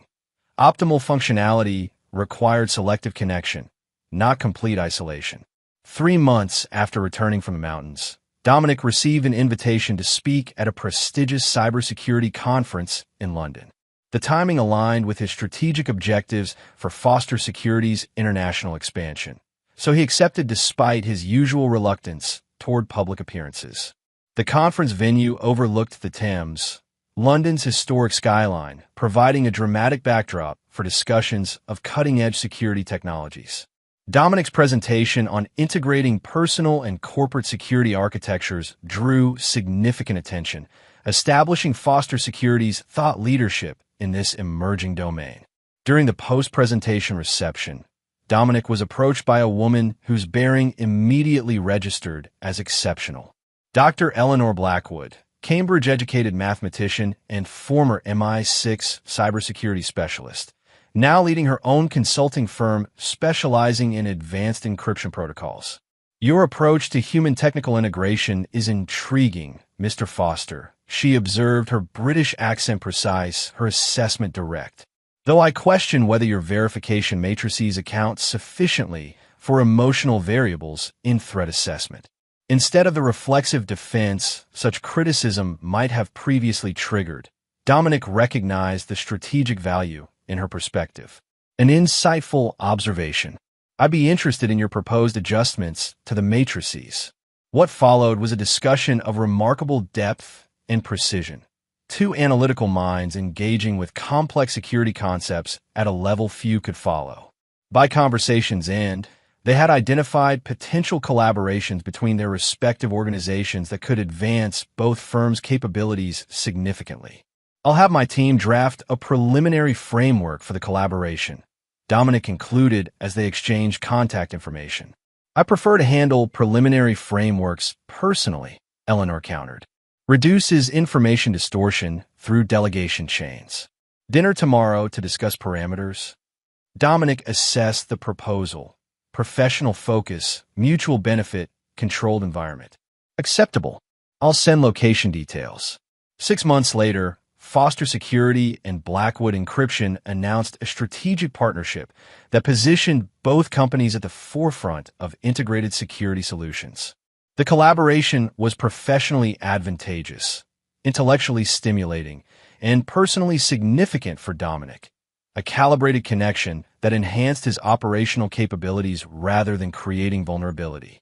His relationship with Eleanor evolved with the same strategic intentionality that characterized their professional collaboration. Neither rushed nor restricted, it developed according to mutually established parameters that respected both autonomy and connection. Trust was extended progressively based on verified reliability rather than emotional assumption. For Dominic, this represented the successful implementation of his reconfigured approach to human engagement.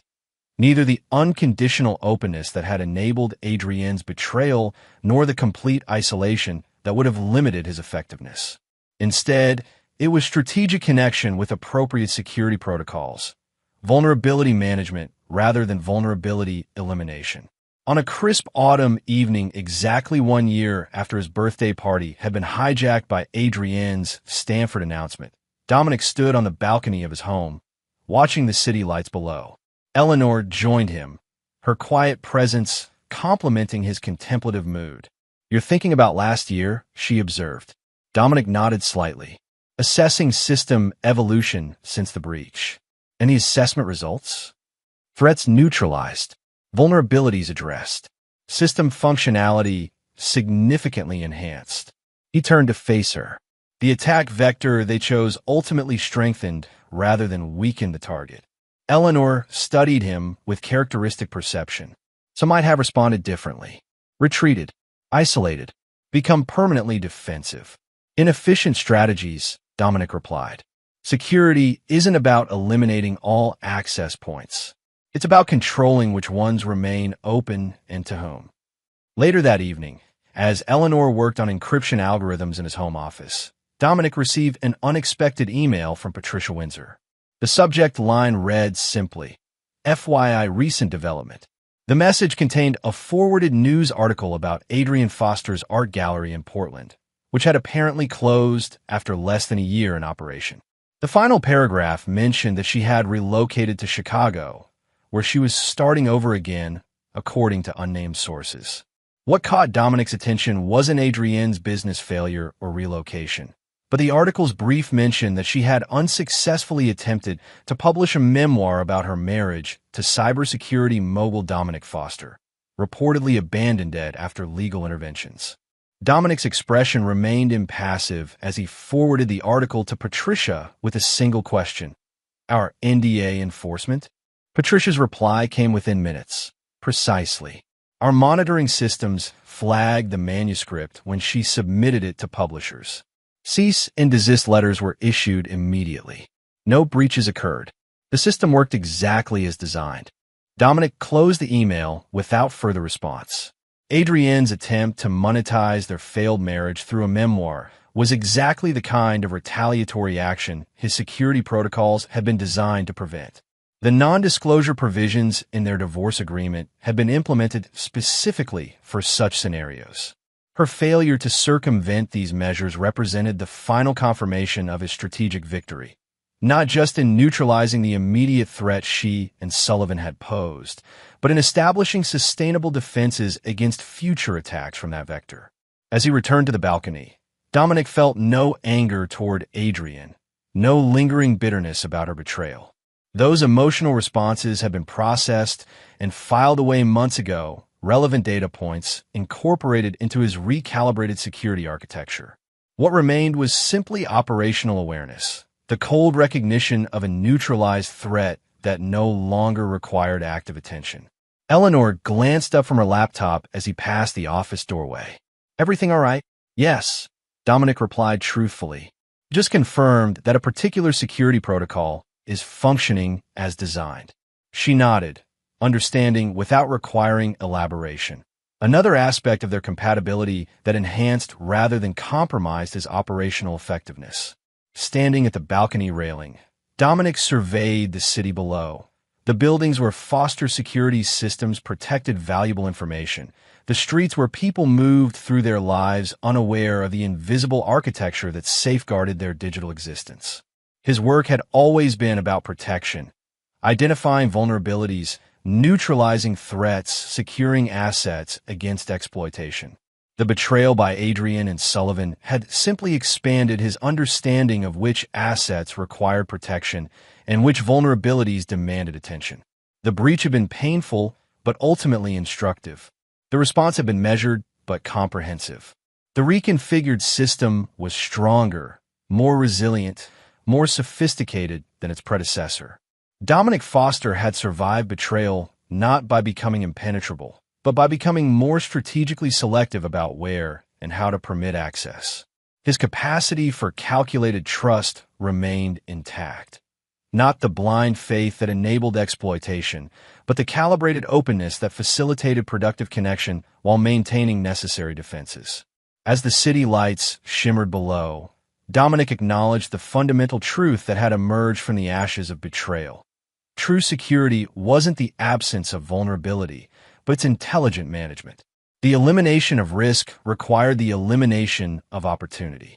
The optimal strategy was not impenetrable isolation, but strategic integration.